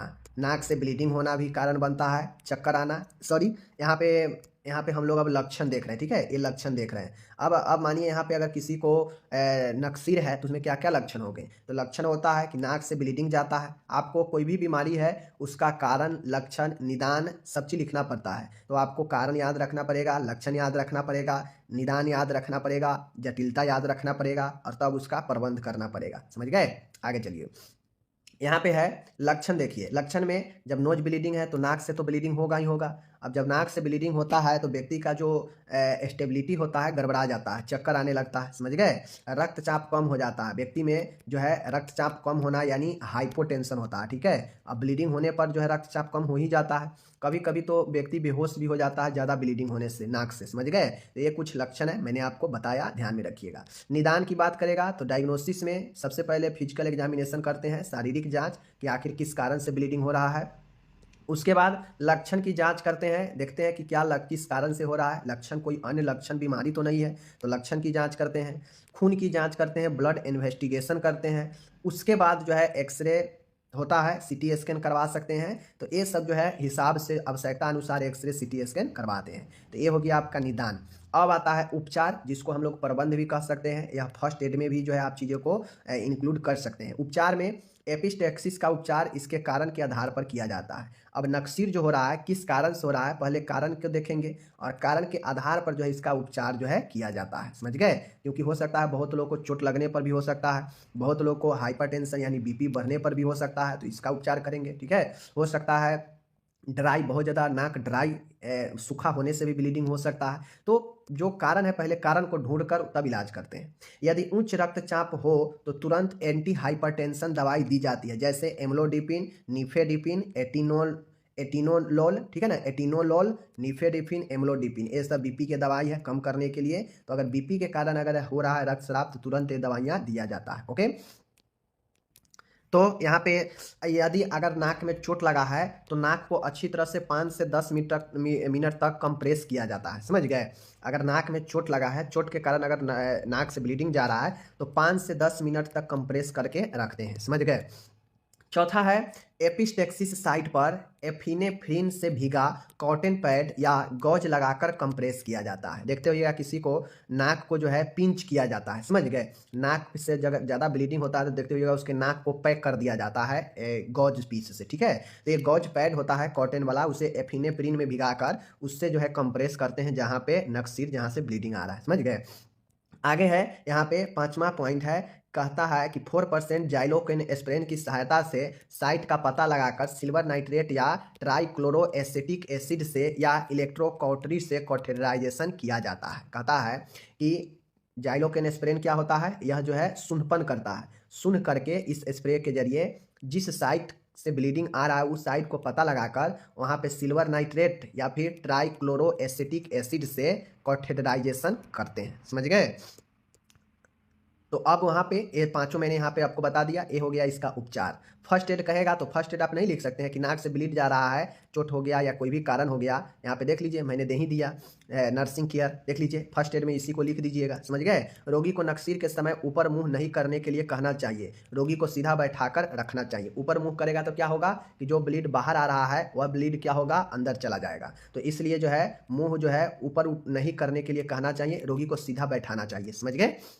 नाक से ब्लड आने पर नजल पैकिंग करनी चाहिए, वही नजल पैकिंग जो है कॉटन पैड से लगाकर करनी चाहिए। यदि उपलब्ध हो तो आइस पैक भी अप्लाई करनी चाहिए, अगर उपलब्ध है तो आइस पैक भी कीजिए। आगे है रोगी को रक्तचाप भी मापना चाहिए, हो सकता है ब्लड प्रेशर बढ़ने से हो रहा हो। रोगी को पर्याप्त आराम करना चाहिए, समझ गए, रोगी को ज़्यादा से ज़्यादा आराम दिलाना चाहिए। अत्यधिक धूप व गर्मी में जाने से बचना चाहिए। तो ये सारा चीज़ें हैं, समझ गए चीज़ों को। कोल्ड एप्लीकेशन, कोल्ड मतलब क्या होता है, शीत, शीत मतलब ठंडा यानी ठंडक। तो शीत एप्लीकेशन यानी ठंडक एप्लीकेशन, एप्लीकेशन मतलब क्या होता है, आवेदन यानी जो चीज़ें लगाया जाए, ठीक है। तो कोल्ड एप्लीकेशन के बारे में हमें समझाना है, आपके एग्जाम में 5 नंबर में पूछा जा सकता है, कभी हॉट एप्लीकेशन के बारे में, कभी कोल्ड एप्लीकेशन के बारे में। बड़ी आसान है, समझिएगा अच्छे से, ठीक है। कोल्ड एप्लीकेशन, नाम सही है कि कोल्ड एप्लीकेशन, एप्लीकेशन मतलब लगाना, ठीक है, और कोल्ड मतलब ठंडा यानी ठंडा लगाना, ठंडक देना, ठीक है। एप्लीकेशन मतलब देना, देना भी हो सकता है, कुछ भी जो समझ लीजिए। कोल्ड एप्लीकेशन ऊतक जो होता है हमारा, जो टिश्यू होता है, ऊतक मांसपेशी, मांसपेशी, वह ज्वाइंट मतलब जो संधि जहाँ पे ज्वाइंट होता है हड्डी का, वहाँ दर्द में राहत प्रदान करने की एक प्रक्रिया है। तो कोल्ड एप्लीकेशन क्या है, कोल्ड एप्लीकेशन आपके टिश्यू में, आपके मांसपेशी में, आपके ज्वाइंट में दर्द से राहत प्रदान करने की एक विधि है, एक प्रक्रिया है, जो भी कहिए। शरीर के किसी भाग में इन्फ्लामेशन होता है तो उस भाग में दर्द व सूजन होती है। सबसे पहले आपको मैं एक चीज़ आपको बता दूं, यहाँ पे क्लियर कर दूं। अगर आपको एक चीज़ नहीं समझ में आ रहा है ये इन्फ्लामेशन, तो अभी इतना समझिए कि इन्फ्लामेशन का मतलब होता है प्रभावित अंग, और प्रभावित अंग जो भी होगा वह आपका इन्फ्लामेशन में आता है। आपका दर्द, सूजन, लालिमा, ठीक है, ये सब आता है। जहाँ भी इन्फ्लामेशन होगा, जहाँ भी प्रभावित अंग होगा, वहाँ पे दर्द, सूजन, ओके, दर्द, सूजन, लालिमा, ये सब अगर होता है तो वह इन्फ्लामेशन को बताता है। तो ऐसे ही आपके शरीर में कहीं भी अगर इन्फ्लामेशन होता है तो उस भाग में दर्द और सूजन होता ही है, ठीक है। तो बर्फ़ एप्लीकेशन से आप उस दर्द वाले भाग में, सूजन वाले भाग को आप ठीक कर सकते हैं, राहत दिला सकते हैं उससे, ठीक है। तो बर्फ़ एप्लीकेशन से आप उस भाग की रक्त सप्लाई में कमी होती है, वह चोटिल भाग में सूजन कम होने से दर्द में राहत मिलती है। अब कोल्ड एप्लीकेशन, मान गया किसी को चोट लग गया, ठीक है, सूजन हो गया, दर्द कर रहा है, दर्द से कराह रहा है, तो आप उसे, दर्द हो गया, सूजन हो गया वहाँ पे, ठीक है, वहाँ पे लालिमा आ गया, सूजन हो गया और दर्द कर रहा है, ठीक है। तो आप क्या करेंगे, एक बर्फ़ के टुकड़े लेंगे, ठीक है, बर्फ़ के टुकड़े लेंगे, उसको आप किसी कॉटन में बांध लीजिए, या फिर आप किसी भी तरीक़ा से आप उसके प्रभावित अंग पर अगर आप उसको ठंडक देते हैं तो क्या होगा, धीरे धीरे वहाँ पे ब्लड सर्कुलेशन कम होगा, क्योंकि ठंडक देने से जो ब्लड का कंट्रैक्शन होता है, ब्लड नली का, वह कम जाता है, समझ गए, जिससे जो ब्लड दूसरे अंगों तक जो जाएगा, जो दर्द है उसको कम करेगा, सूजन कमता है और दर्द भी जो है आपका क्या होगा, कम जाएगा। तो यही कुछ कोल्ड एप्लीकेशन से होता है। आप लोग देखते हुए किसी को फीवर हो जाता है, काफ़ी हाई फीवर, तो उसको पहले कोल्ड स्पॉन्जिंग ही किया जाता है, पहले उसको ठंडक ही दिया जाता है, कॉटन भिगाकर, ठीक है, बर्फ़ के टुकड़े को कॉटन भिगाकर सर पर रखा जाता है, हाथ पैर उसको जो है ठंडा से क्लियर किया जाता है ताकि उसको टेम्परेचर कम सके। तो यह टेम्परेचर करने में भी सहायता देता है, दर्द, सूजन, इन सब में भी आपको राहत देगा कोल्ड एप्लीकेशन, ठीक है। कोल्ड एप्लीकेशन आप बर्फ़ के टुकड़े से भी कर सकते हैं, कुछ भी जो ठंडा महसूस दे सके उससे आप कोल्ड एप्लीकेशन कर सकते हैं, ओके। चलिए, यहाँ पे इंग्लिश दिया गया है। अब इसका अवधि कितना होता है, मान के आप कितना देर तक कोल्ड एप्लीकेशन करेंगे कि आपको जो है उसका फ़ायदा देगा। तो चोटिल, मान के किसी भाग पर चोटिल लगा है हाथ पैर में, ठीक है, या फिर प्रभावित अंग यानी इन्फ्लामेटेड जो भाग है, उस वहाँ पे आप अधिकतम 20 मिनट की अवधि तक कोल्ड एप्लीकेशन किया जाता है। मतलब जहाँ भी आपको कोल्ड एप्लीकेशन करना है, चोट लगे भाग पर, ठीक है, इन्फ्लामेट, कटे फटे सूजन वाला भाग पर, वहाँ पे 20 मिनट अवधि तक ही आप कोल्ड एप्लीकेशन कर सकते हैं, ओके। देख लीजिए यहाँ पे, एक बार 10 मिनट तक करने के बाद कुछ अंतराल के बाद पुनः कोल्ड एप्लीकेशन किया जाता है। टोटल मिला के आप 20 मिनट करेंगे तो आपको फ़ायदा देगा। 10-10 मिनट के 2 ब्रेक बनाकर आप जो है कोल्ड एप्लीकेशन कर सकते हैं, ओके। इस हेतु आइस पैक को एक पतले कपड़े के आवरण में लपेट कर अप्लाई किया जाता है। मैंने पहले ही बता दिया कि कोल्ड एप्लीकेशन, बर्फ़ के टुकड़े लीजिए, उसको कॉटन में क्या कीजिए, लपेटिए, पतले कॉटन में, और उससे जो है आप सेकाई कर सकते हैं, सेक सकते हैं प्रभावित अंग को, और वह जो है प्रभावित अंग पर ठंडक महसूस होगा, जिससे वहाँ पे जो ब्लड का सर्कुलेशन है हल्का कम होगा, जिससे प्रभावित अंग पर सूजन कमेगा, दर्द कम होगा। बात समझ गए चीज़ों को। तो ये आपका कोल्ड एप्लीकेशन के बारे में ज़्यादा जानकारी था, मैंने बता दिया। अवधि बहुत इंपॉर्टेंट है, कितना, 20 मिनट, ज़्यादा से ज़्यादा आप 20 मिनट करेंगे प्रभावित अंग पर, ठीक है। 10-10 बार के 2 टर्म में करेंगे। और यह आइस पैक मतलब छोटे छोटे बर्फ़ के टुकड़े को एक पतले कपड़े में लपेटकर उसे जो है अप्लाई किया जा सकता है, ओके। यहाँ पे इंग्लिश दे दिया गया है, आप इंग्लिश में चाहें तो देख सकते हैं। अब बातें आता है कि भाई कोल्ड एप्लीकेशन हम देंगे क्यों, इसका क्या बेनिफिट्स है। तो अब एक्चुअल आपको पता चलेगा कि कोल्ड एप्लीकेशन का क्या लाभ होता है। आपके सामने में है, यह रक्तस्राव में कमी लाती है। अगर मान के किसी को बहुत ज़्यादा ब्लड सर्कुलेशन हो रहा है चोट लगे हुए जगह पर, प्रभावित अंग पर, और उसके ब्लड को सर्कुलेशन को कम करना है, कमी रक्तस्राव को कम करना है, तो आप जो है आप एक कोल्ड एप्लीकेशन कर सकते हैं, ठीक है। यानी यूँ कहा जाए तो किसी को कट जाए, ठीक है ना, कट जाए और वहाँ से ब्लीडिंग होने लगे, तो आप वहाँ से यह कोल्ड एप्लीकेशन भी कर सकते हैं, जिससे ब्लीडिंग कमेगा, ठीक है। यह रक्त प्रवाह धीमा करता है, मतलब आपके बॉडी में अगर ब्लड सर्कुलेशन तेज़ी हो रही है तो आप ऑटोमेटिक अपने बॉडी को ठंडा कर लीजिएगा, तो क्या होता है, ब्लड सर्कुलेशन कम जाता है, ठीक है। तो उसी प्रकार से आपके चोट लगे हुए भाग हीट हो जाता है, गर्म हो जाता है, जिससे ब्लड सर्कुलेशन तेज़ हो जाता है और वहाँ पे सूजन हो जाता है, ठीक है। तो आपको अगर वहाँ पे ब्लड सर्कुलेशन को धीमा करना है तो वह भी यह करता है, ठीक है। वह मांसपेशियों को दर्द को यह कम करता है, मसल्स पेन को कम करता है। यह संक्रमित भाग में जीवाणु वृद्धि में कमी लाता है।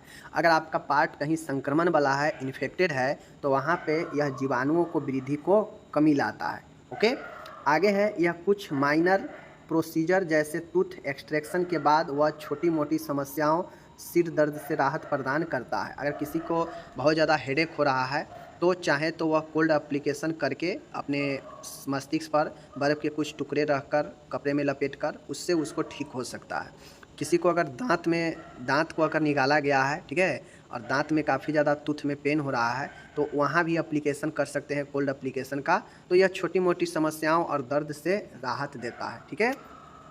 तो ये चीज़ें आप लोग समझ गए। अब हम लोग जो है आगे देखते हैं। यहाँ पे चलिए, यहाँ पे इंग्लिश है, यहाँ से इंग्लिश शुरू हो गया। तो इसका क्या बेनिफिट्स है, बेनिफिट उम्मीद है कि आप लोग समझ गए होंगे, ठीक है। यह सूजन को हल्का कम कर, अब ऐसा नहीं है कि कोल्ड एप्लीकेशन से आप गंभीर चीज़ों को ठीक कर लीजिएगा। यह सिर्फ आप एक प्रकार से ये कह सकते हैं कि एट ए टाइम अगर राहत दिलाना है, कोई उपाय नहीं है, तो ये उपाय सब करने लायक है, ठीक है। तो इसलिए ये बताया गया है, पढ़ना जरूरी है, ताकि मरीज को ज़्यादा से ज़्यादा दवाई से अगर कम देते हैं तो ये ठीक है ना। तो इसलिए ये सब उपाय जरूरी है, पेशेंट के लिए आप कर सकते हैं, अपने घर में भी कर सकते हैं। तो ये चीज़ें यहाँ पे बताया गया है। अब आता है कंट्रा इंडिकेशन, मतलब किसको निषेध है, मतलब किसके लिए वर्जित है या कोल्ड एप्लीकेशन, किसको कोल्ड एप्लीकेशन नहीं कर सकते हैं। तो निम्न स्थितियों में कोल्ड एप्लीकेशन नहीं किया जा सकता है। किनको किनको कोल्ड एप्लीकेशन नहीं किया जाएगा, देख लीजिए। निषेध किसके लिए है, किसी को अगर रेनॉल्ड डिजीज है उसमें नहीं किया जाएगा। लिम्ब एस्केमिया, लिम्ब मतलब होता है ना कि जिस शरीर के अंग में ब्लड सर्कुलेशन कम है वहाँ पे आप जो है, एस्केमिया मतलब क्या होता है, रक्त प्रवाह में कमी। तो जिस भी भाग में अगर आपको लोअर लिम्ब यानी निचले एरिया में अगर ब्लड सर्कुलेशन कम है तो आप जो है वहाँ पे नहीं करेंगे। जहाँ भी जिस भी अंग में अगर एस्केमिया हो, ब्लड सर्कुलेशन कम हो, तो वहाँ पे कोल्ड एप्लीकेशन नहीं करना चाहिए, क्योंकि कोल्ड एप्लीकेशन जो है और ज़्यादा ब्लड सर्कुलेशन कम कर देता है। तो इसको एस्केमिया है ही, और ज़्यादा खतरा हो जाएगा। तो लिम्ब एस्केमिया में नहीं करेंगे। कोल्ड से एलर्जी, अगर किसी को ठंडक से एलर्जी हो, कोल्ड से, तो उसको भी ये नहीं करेंगे, क्योंकि उसको करते ही एलर्जी होने लगेगा। प्रभावित भाग में संवेदना नहीं होने पर, अगर आपके किसी पार्ट में बॉडी का वहाँ पे कोई सेंसेशन नहीं है, कोई संवेदना मतलब कोई जो है फीलिंग नहीं है उस पार्ट में, उस अंग में, तो फिर वहाँ पे करने से कोई मतलब नहीं है, वहाँ पे हानि ही पहुँचाएगा। तो फिर वहाँ पे कोल्ड एप्लीकेशन निषेध होता है। ओके। पैरालिसिस वाला पेशेंट में कोई फ़ायदा नहीं करेगा, ठीक है, क्योंकि पैरालिसिस वाला का मतलब ही होता है कि उस बॉडी में, उस अंग में ब्लड नहीं पहुंच पाता है, ठीक है, यही पैरालिसिस होता है। तो उस कारण से जो है आपको कोल्ड एप्लीकेशन करने से कोई फ़ायदा नहीं मिलने वाला है। ओके। आगे है वैसो कंट्राइंडेक्शन के कारण HTN होने पर, अगर मान गए किसी को जो रक्त की नली है उसमें संकुचन होने से अगर किसी को हाइपरटेंशन हो रहा है, दिल हाइपरटेंशन, उच्च रक्तचाप, तो उस कंडीशन में आप जो है इसको आप क्या करेंगे, कोल्ड एप्लीकेशन करके HTO को कम नहीं कर सकते हैं, क्योंकि HTN वैसो कंट्रैक्शन के कारण, रक्त वाहिका में संकुचन के कारण HTN बढ़ता है, हाइपरटेंशन बढ़ता है। और आप ये सोचेंगे कि हम हाइपरटेंशन को कोल्ड एप्लीकेशन करके नीचे कर लेंगे, ब्लड सर्कुलेशन कम कर लेंगे तो ठीक हो जाएगा BP का बीमारी, तो ऐसा नहीं होता है। ओके, ठीक है। वह सिर्फ प्रभावित अंग के लिए होता है, जहाँ सूजन हो, जहाँ दर्द हो, लालिमा हो, वहाँ आप कोल्ड एप्लीकेशन कर सकते हैं। तो ये सारा चीज़ें कोल्ड एप्लीकेशन के लिए आपको क्या लिखना पड़ेगा, कोल्ड एप्लीकेशन है क्या, ठीक है, कोल्ड एप्लीकेशन का क्या अवधि होता है, इसका क्या बेनिफिट, या बेनिफिट की जगह पर उद्देश्य भी पूछ सकता है, तो दोनों में से कोई पूछेगा बता दीजिएगा। और यह कौन नहीं कर सकता है, ठीक है, तो कौन नहीं करेगा, यानी किसके लिए निषेध है, कंट्राइंडेक्शन अभी बता दिए। तो ये चीज़ें आप लोग लिखिएगा, 5 नंबर्स में ज़्यादा ये क्वेश्चन नहीं पूछेगा। यहाँ पे टोटली ऊपर वाला जो है इंग्लिश मैंने यहाँ पे दे दिया है। अब यहाँ पे बहुत ही जानदार प्रश्न आ रहा है। प्रश्न क्या है कि मरीज के बिस्तर तैयार करने की, यानी बेड मेकिंग का परिभाषा बताना है, इसके प्रकार बताना है, इसके उद्देश्य बताना है, और इसके नियम या सिद्धांत जो भी कहिए, बेड मेकिंग का प्रिंसिपल, बेड मेकिंग का उद्देश्य, और बेड मेकिंग का प्रकार, और बेड मेकिंग का परिभाषा हमें बताना है। यह क्वेश्चन अगर आप टोटल पूछेगा तो 10 नंबर में, और इसमें से बेड मेकिंग का उद्देश्य पूछ ले या नियम पूछ ले तो जो है आपको 5 नंबर में पूछ देगा, ठीक है। चलिए हम लोग आज इसको डिस्कस करते हैं। ओके, तो यहाँ पे बेड मेकिंग है। बेड मेकिंग के आप लोग नाम से यह स्पष्ट है कि बेड मेकिंग मतलब बिस्तर बनाना, ठीक है। तो बिस्तर बनाना क्या होता है? देखिए, बेड मेकिंग मरीज के बीमारी के अनुसार व सुविधा हेतु बिस्तर तैयार करने की एक तकनीक है। बेड मेकिंग बिस्तर बनाना एक तकनीक है। अब बिस्तर हम लोग घर में भी बनाते हैं, ठीक है, अपने सोने के लिए भी बनाते हैं नॉर्मल तरीका से भी, जहाँ मन वहाँ एक जाजिम बिछा दीजिए, चादर बिछा दीजिए, लेट जाइए, तो भी तो एक बिस्तर ही होता है। बट एक अस्पताल में जो बिस्तर बनाया जाता है वह एक टेक्निक से बनाया जाता है, वह एक तकनीक का इस्तेमाल करके बनाया जाता है, जिसमें मरीजों को ध्यान में रखते हुए, उसके स्वास्थ्य स्थिति को ध्यान में रखते हुए अच्छे से बेड तैयार किया जाता है। तो जो बेड मेकिंग होता है वह प्रॉपर एक मरीज के बीमारी के अनुसार सुविधा के लिए बिस्तर तैयार करने की एक तकनीक ही बेड मेकिंग होता है। समझ गए? बिस्तर बीमार व्यक्तियों को आराम प्रदान करने व सही पोजीशन में लेटने हेतु तैयार किया जाता है। अब जो बिस्तर होता है खास टेक्निक के इस्तेमाल करके मरीज के अनुसार, उसके स्थिति के अनुसार इसीलिए बनाया जाता है ताकि उसको आराम दिया जा सके, उसको सही पोजीशन में लेटने में मदद मिले, इसलिए तैयार किया जाता है, ठीक है। नर्स की एक प्रमुख जिम्मेदारी होती है कि वह मरीज को साफ रिंकल फ्री बेड उपलब्ध कराए। अब देखते होइएगा अस्पताल सब में एकदम नए नए बेड शीट चादर वगैरह दिया जाता है, एकदम अच्छे से जो है उस पर आपको मैकिंटोश वगैरह रख कर बेड को अच्छे से एकदम देखते होइएगा कि फ्री जो है रिंकल फ्री मतलब घर्षण रहित, ठीक है, सिलवट रहित जो है आपको बनाया जाता है, ताकि मरीज को कोई जो है उस पर घर्षण न लगे, जिससे उसके स्किन में कोई समस्या इरिटेट न लगे। तो इसलिए बिल्कुल रिंकल फ्री बेड बनाया जाता है, साफ़ सुथरा बेड तैयार किया जाता है मरीज को उसके स्थिति, स्वास्थ्य स्थिति को ध्यान में रखते हुए। समझ गए? चलिए, बेड मेकिंग क्या है? बेड मेकिंग एक तकनीक है जो मरीज के ध्यान में रखते हुए उनके सुविधा, उनके बीमारी मरीज जो है उनके अनुसार उनके सुविधा हेतु बिस्तर तैयार करने की एक तकनीक ही बेड मेकिंग कहलाती है। बातें को समझ गए? चलिए, यहाँ पे इसका इंग्लिश दिया गया है। अब बेड के कितने प्रकार हो, आपसे ये भी पूछा जा सकता है कि भाई बेड का कितने प्रकार होता है, प्रकार के बारे में बताइए। तो चलिए बताते हैं। तो मेरे डियर, बेड का अलग अलग प्रकार है अपना, ठीक है। मरीज के कंडीशन के अनुसार, मतलब मरीज की स्थिति के अनुसार विभिन्न बेड अलग अलग है, विभिन्न प्रकार के बेड है, ठीक है। देखते होइएगा, कोई हार्ट का मरीज है उसको उसी अनुसार बेड तैयार किया जाता है, ठीक है। कोई सर्जरी वाला पेशेंट है उसको उसी अनुसार, कोई फ्रैक्चर वाला मरीज है उसको उसी अनुसार बेड दिया जाता है। तो सब बेड कहीं ना कहीं मरीज की स्थिति के अनुसार बेड तैयार किया जाता है, और सब बेड अलग अलग होते हैं मरीज के कंडीशन के अनुसार, ठीक है। According to the condition of patient, मतलब पेशेंट के कंडीशन के अनुसार different bed are as follow, मतलब अलग अलग बेड जो है निम्न प्रकार है दिए गए हैं। जैसे आपको नॉर्मल सिंपल जो बेड होता है जिसे हम लोग अनऑक्युपाइड बेड कहते हैं। अनऑक्युपाइड मतलब जो बेड अभी खुला हो, जो अभी भरा हुआ बेड ना हो, जिस पर मरीज नहीं हो। तो सिंपल बेड में एक होता है क्लोज बेड जो सिर्फ एडमिशन वाले मरीजों के लिए होता है, और एक ओपन बेड होता है जिस पर कोई भी मरीज आकर एडमिट हो सकते हैं। तो सिंपल बेड या अनऑक्युपाइड बेड में दो तरह होता है, एक क्लोज बेड, एक ओपन बेड, ठीक है। और नेक्स्ट बेड सब जो है, एक है ऑक्युपाइड बेड जिस पर पहले से मरीज है तो वह ऑक्युपाइड बेड हो जाएगा, छेका हुआ जिसको बोलते हैं, भरा हुआ बेड। कार्डियक बेड जो कि मरीज को, कार्डियक वाले मरीज के लिए तैयार किया जाता है, ठीक है, कार्डियक वाले मरीज के लिए तैयार किया जाता है। फाउलर्स पोजीशन, फाउलर्स बेड होता है जिसमें फाउलर पोजीशन में मरीज को रखा जाता है, जिसको श्वसन के समस्या हो, हार्ट का समस्या हो, ऐसे मरीजों को फाउलर्स बेड तैयार किया जाता है। फ्रैक्चर बेड जो जिसको फ्रैक्चर हो हड्डी वगैरह में, उसके लिए फ्रैक्चर बेड तैयार किया जाता है। ब्लैंकेट बेड होता है, जो ब्लैंकेट बेड आप लोग जानते हैं, ब्लैंकेट बेड होता है। ऑपरेशन बेड होता है जो ऑपरेशन वाले मरीजों के लिए तैयार किया जाता है। तो बहुत सारे अलग अलग जो है आपके बेड मिल जाएंगे, ठीक है। यह बेड जो है आपके मरीज के स्थिति के अनुसार जो है दिया जाता है। अगर कोई अस्थमा वाला मरीज आएगा तो उसको जो है फाउलर्स बेड दिया जाएगा, ठीक है। कोई अगर हार्ट वाला पेशेंट आएगा उसको कार्डियक बेड तैयार किया जाता है। कोई अगर फ्रैक्चर वाला आएगा तो फ्रैक्चर बेड तैयार किया जाएगा। समझ गए? तो ये चीज़ होता है। ऑक्युपाइड बेड कहने का मतलब होता है कि पहले से मरीज है, लेकिन पहले से जो मरीज है तो उसका भी बेड तो बनाना पड़ता है। मरीज 1-2 दिन रहा, बेड ख़राब हो गया तो उसका तो बेड बनाना पड़ेगा ना। तो ऑक्युपाइड बेड में मरीज वहाँ पे रहता है उसी बेड पर, और उस बेड को, मरीज को रहते हुए उस बेड को तैयार करना ही ऑक्युपाइड बेड कहलाता है। बातें को समझ गए? और अनऑक्युपाइड बेड होता है जो खाली बेड होता है, जो मरीज आएगा एडमिशन लेगा, ठीक है, और अपना भर्ती होगा। तो ये जो है बेड का प्रकार हो गया, मैंने बता दिया। अब यहाँ पे बातें आएगा कि पलंग, यानी जो बेड होता है वह मरीज की स्थिति, अस्पताल की व्यवस्था अनुसार विभिन्न प्रकार के हो सकते हैं, ठीक है। वो मैंने यहाँ पे आपको बता दिया अलग अलग प्रकार। पलंग पर बिस्तर बनाने के लिए सामान उपयोग में आते हैं वो निम्न है, ठीक है। अब अलग अलग बेड होगा, ठीक है, लेकिन बेड तैयार करने के लिए आपको कुछ सामान की ज़रूरत पड़ती है। ऐसा थोड़ी ना है कि आपके सामने एक टेबल रख देगा, एक जो है पलंग रख देगा, उस पलंग को जो है हो गया बेड हो गया, नहीं। बेड बनाने के लिए प्रॉपर आपको कुछ सामान चाहिए, ठीक है। तो उस सामान में क्या क्या होता है, क्या क्या आपको अरेंज करना पड़ेगा, देख लीजिए।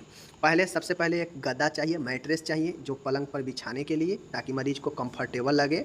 मैकिंटोश होता है, यह मैकिंटोश क्या करता है कि अगर मान गए बेड पर पानी गिर गया, मरीज़ टॉयलेट वगैरह कर दिया, तो यह बेड को भीगने से बचाता है मैकिंटोश, ठीक है। चादर वगैरह होता है, बेडशीट जो कि ऊपर से लगाया जाता है। तकिया होता है जो कि एक पिलो होता है मरीज़ के लिए।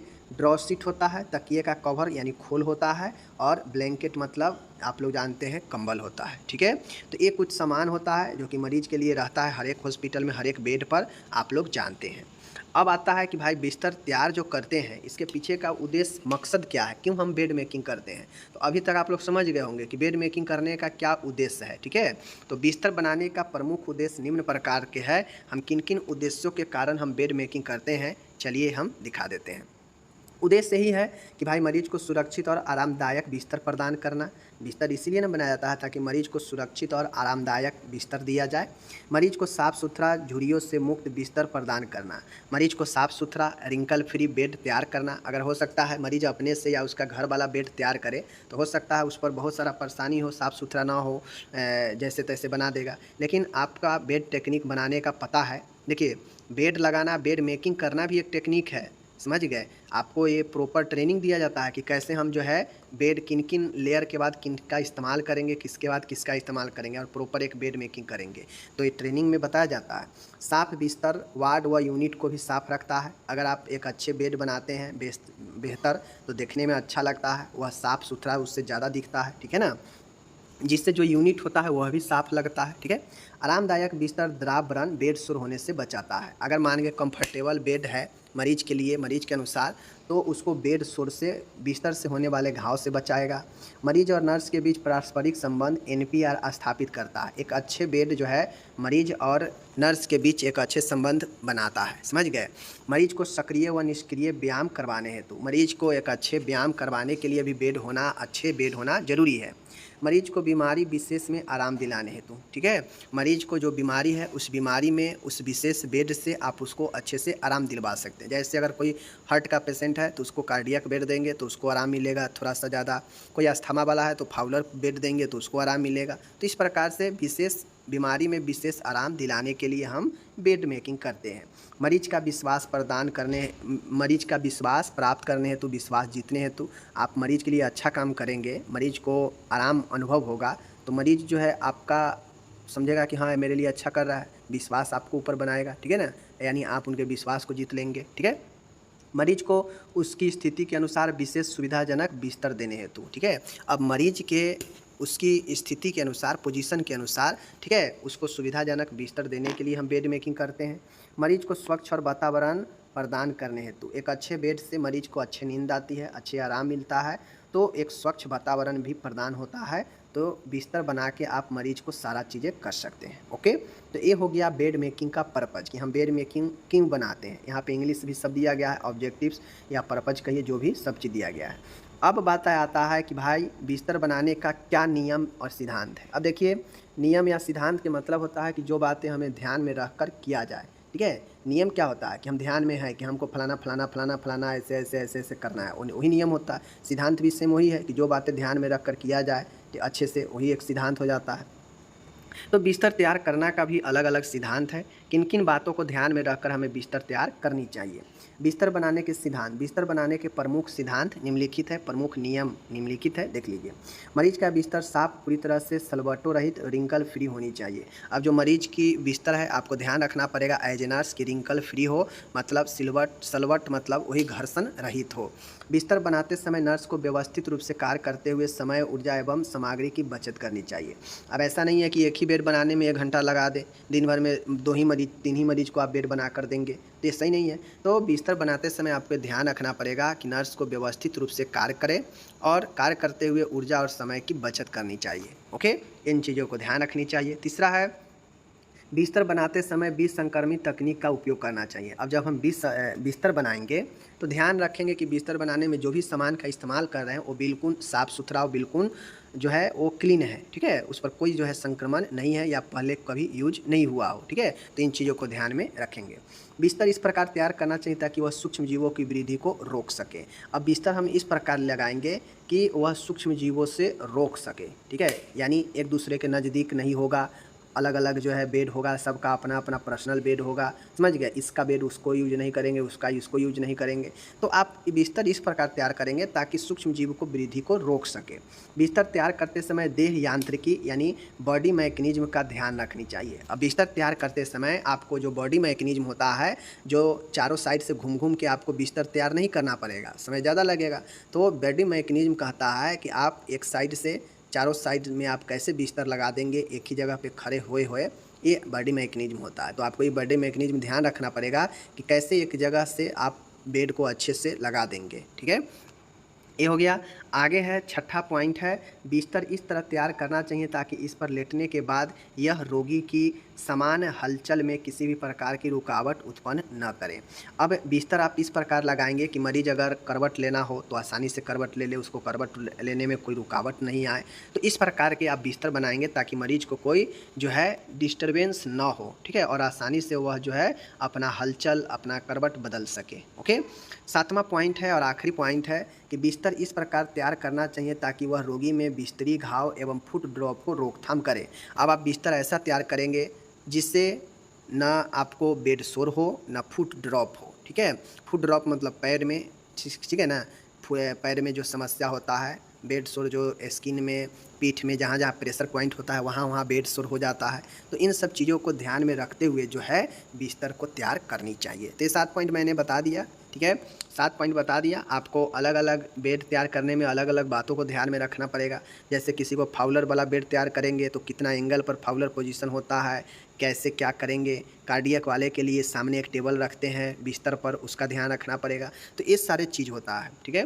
मैंने बताया रिकॉर्ड के बारे में, रिकॉर्ड होता क्या है, रिकॉर्ड के क्या उद्देश्य होते हैं और रिकॉर्ड के क्या महत्व होते हैं। रिकॉर्ड का क्या मतलब होता है, रिकॉर्ड के क्या उद्देश्य होते हैं, रिकॉर्ड के क्या महत्व होते हैं। और हम लोग नर्सिंग के क्षेत्र में पढ़ रहे हैं, फंडामेंटल में पढ़ रहे हैं, तो कहीं ना कहीं हेल्थ वाला रिलेटेड रिकॉर्ड होगा। देखिए, रिकॉर्ड रोगी से संबंधित मूल आंकड़े लेने का एक लिखित दस्तावेज होता है। मेरे डियर, रिकॉर्ड जो होता है, रिकॉर्ड आपका जो है मुंह से बोला हुआ यानी ओरल रूप में नहीं होता है। रिकॉर्ड कभी भी एक लिखित रूप में रखा जाता है। चाहे आप अलग अलग प्रकार से रिकॉर्ड को तैयार करें, यह अलग की बातें हैं, बट रिकॉर्ड कभी भी लिखित रूप में लिखा होता है। ऐसा आपने कभी देखा है कि जैसे एक हो स्कूल में 20 बच्चा पढ़ रहा है, ठीक है, 20 बच्चा है, ठीक है, 20 बच्चा है एक क्लास में। तो कभी भी आप देखे हैं कि जो अटेंडेंस रिकॉर्ड होता है, जो अटेंडेंस का रिकॉर्ड बनता है, जहाँ पे 20 बच्चे का अटेंडेंस बनना है, तो कभी देखे हैं कि उसका अटेंडेंस जो है मुंह से बोलकर और रह जाता है, ऐसा कभी होता है। उसके लिए बजाबते एक रजिस्टर बनता है और वह उसके रिकॉर्ड होता है, उसमें 20 बच्चे का नाम होता है और प्रतिदिन उसका जो है वहाँ पर अटेंडेंस बनता है। मीन्स उसके पूरे महीने का अटेंडेंस का रिकॉर्ड जो है उस रजिस्टर में जमा है, ठीक है। अगर कभी भी किसी को काम पड़ेगा तो वह रजिस्टर के हिसाब से देख लेगा कि बच्चा आया था या नहीं आया था। तो यह क्या हो गया, उपयोगी हो जाता है। यह किस रूप में है, लिखित रूप में है। चीज़ों को समझ रहे हैं, चलिए। तो वही कहता है, रिकॉर्ड जो है रोगी से संबंधित मूल आंकड़े लेने का एक लिखित दस्तावेज होता है। अब रिकॉर्ड जो होता है यह एक फाइल होता है, यह एक रिटन फाइल होता है जो रोगी से रिलेटेड सभी जो है आंकड़ा, सभी डाटा जो है लिया जाता है। जैसे मरीज को कौन सा ट्रीटमेंट हुआ, मरीज को कौन से दवाई चला, मरीज को जो है कैसा सिचुएशन था, मरीज को जो है कब डिस्चार्ज किया गया, कब एडमिट किया, सारा जो है आंकड़ा जो है पेशेंट से रिलेटेड उस फाइल में क्या होता है, रिटन रूप में लिखा होता है। और यही हमारा रिकॉर्ड होता है, ठीक है।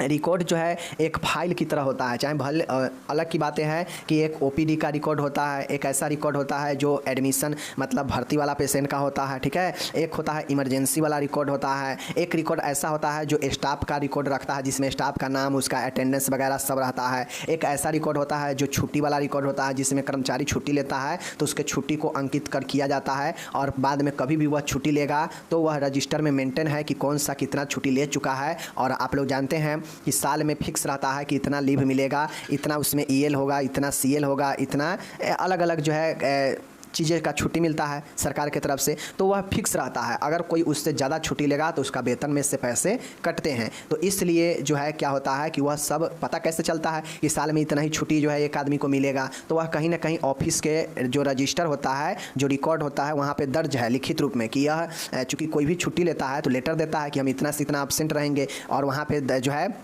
ऑफिस में जाके जमा करता है, और वो ऑफिस वाला अपने रजिस्टर में मेंटेन करता है कि हाँ ये व्यक्ति इतना दिन का ईएल लिया है या सीएल लिया है या जो भी लिया है वह दर्ज कर देता है। फिर आगे अगर कोई आएगा और उसका अगर छुट्टी पूरा हो चुका है साल भर का, तो आगे उसको जो है ऐसे छुट्टी नहीं मिलेगा, उसको पैसा कटवाना पड़ेगा। ठीक है, तो इसी प्रकार से यह रिकॉर्ड रखा जाता है ताकि भविष्य में कभी भी किसी भी वक्त ज़रूरी पड़े तो इसका इस्तेमाल कर सके। तो उम्मीद है आप लोग रिकॉर्ड के बारे में समझे होंगे। तो उम्मीद है मैं कहना क्या चाहता हूँ रिकॉर्ड के बारे में वो आप समझ गए होंगे। रिकॉर्ड मतलब क्या होता है कि अपने पास सुरक्षित कोई ऐसा आंकड़ा जो भविष्य में ज़रूरत पड़ने पर कभी भी हम उसका उपयोग कर सकते हैं। जैसे कोई पेशेंट मार धाड़ वाला आया है, तो वो पेशेंट भर्ती था। अब भर्ती होने के बाद उसका पुलिस केस दर्ज होता है, पुलिस केस करता है जो मारा हुआ है विपक्षी उसको पर, तो वो जो है आगे इसका उपयोग जब पेशेंट मान के 10 दिन रहा हॉस्पिटल में और वह डिस्चार्ज होकर चला गया, लेकिन अगर पुलिस को कन्फर्म होगा कि बात सही है या गलत है, कि झूठों को केस किया है, मारपीट हुआ है या नहीं हुआ है, तो पुलिस क्या करता है, पुलिस थोड़ी ना जाता है पूछने उस घर पर। वह पुलिस सीधे क्या करता है कि जिस हॉस्पिटल में भर्ती रहता है पेशेंट, उस हॉस्पिटल में जाएगा और पुलिस कहेगा कि बताइए कि इतने से इतने तारीख में पेशेंट क्या भर्ती था, उसको क्या प्रॉब्लम था, क्या चल रहा था, क्या मारपीट की कोई ऐसी सूचना है आपके पास। तो अब ऐसे में याद नहीं रहता है कि कौन सा पेशेंट है, तो पुलिस बताते हैं फलाना नंबर, फलाना व्यक्ति, फलाना पिता नाम, तो उस अनुसार उस डेट के हिसाब से जो भी नर्सिंग स्टाफ या जो भी होंगे वह जो है उस फाइल को खोलेंगे, मतलब उस रिकॉर्ड जो दर्ज है उसे खोलेंगे और उसे बता देंगे कि हाँ इनको ये दवाई चला है या इस चीज़ से इन्होंने मारपीट किया है, ऐसे हुआ, और फिर जो है संतुष्ट हो लेते हैं पुलिस। तो वह कानूनी रूप से क्या होता है, मददगार होता है। साथ में रिकॉर्ड जो है स्टाफ नर्स को भी कानूनी रूप से मदद करता है, मरीज को भी मदद करता है। ठीक है, तो हर एक चीज़ों में रिकॉर्ड रखना बहुत महत्वपूर्ण होता है। ठीक है, आपको अपने काम का भी अगर प्रूफ देना है तो रिकॉर्ड रखना जरूरी है। जैसे एक रजिस्टर में डेली रजिस्टर मेंटेन होता है, तो उसमें आपने क्या काम किया है। जैसे आपको एक टेली कॉलर का काम है, आप कॉलिंग उठा रहे हैं और सोल्यूशन बता रहे हैं लोगों को, कस्टमर को, तो आप दिन भर में कितना कॉल रिसीव किए हैं, कितना कॉल को आप सोल्यूशन दिए हैं, कितना ग्राहक संतुष्ट हुआ है, वह बोल देने से तो होगा नहीं, आपको कहीं ना कहीं उसका एक रिकॉर्ड रखना पड़ेगा और उसको सामने आगे जब ज़रूरत पड़े, कोई मांग दे आपके ऑफिसर अधिकारी, तो उनको दिखा सके, तो इसके लिए रिकॉर्ड रखना जरूरी है। मतलब सीधा सीधा समझिए कि रिकॉर्ड एक ऐसा आंकड़ा होता है जो व्यक्ति को बहुत महत्वपूर्ण होता है, रोगी के लिए भी और स्वास्थ्य कर्मचारियों के लिए भी आगे के कार्रवाई में। ठीक है, तो इतना समझ गए। देखिए रिकॉर्ड वे रजिस्टर, देखिए रिकॉर्ड या तो देख लीजिए, समझिए यहाँ पे रिकॉर्ड या तो रजिस्टर हो सकता है या डायरिया हो सकता है या फाइलें होती है, जिसमें मरीज को अस्पताल में दी जाने वाली चिकित्सक सेवा एवं परीक्षण की लिखित वर्णन होता है, एवं यह कानूनी दस्तावेज होते हैं जो रोगी के दाखिले से निकासी तक उपयोग में लाए जाते हैं। मेरे डियर, अब ये रिकॉर्ड जो होता है, ये रिकॉर्ड रजिस्टर में भी दर्ज हो सकता है, डायरी में भी दर्ज हो सकता है, या कोई फाइल में भी यह जो है दर्ज हो सकता है, जिसमें पेज बाय पेज फाइल में लगा होता है। ठीक है, अब ये सब कब होता है, तो जब मरीज अस्पताल में भर्ती हुआ और उसके भर्ती से लेकर उसके निकासी तक, डिस्चार्ज तक का सभी विवरण इस फाइल में लिखा होता है। जैसे कि मरीज को कौन कौन से ट्रीटमेंट दिया गया, कौन कौन से जांच हुआ, वह सब जो है इसमें उपलब्ध होता है। किसमें, इस डाटा में, इस रिकॉर्ड में। ठीक है, अब ये रिकॉर्ड या तो रजिस्टर में हो सकता है दर्ज, या डायरी में हो सकते हैं, या फाइल बना के भी हो सकते हैं। तो यह एक कानूनी दस्तावेज होता है जो रोगी को दाखिले से लेकर और डिस्चार्ज तक, मतलब निकासी तक उपयोग में लाया जाता, सभी विवरण इसमें होता है। ठीक है, रिकॉर्ड जो है मरीज का चिकित्सीय परीक्षण,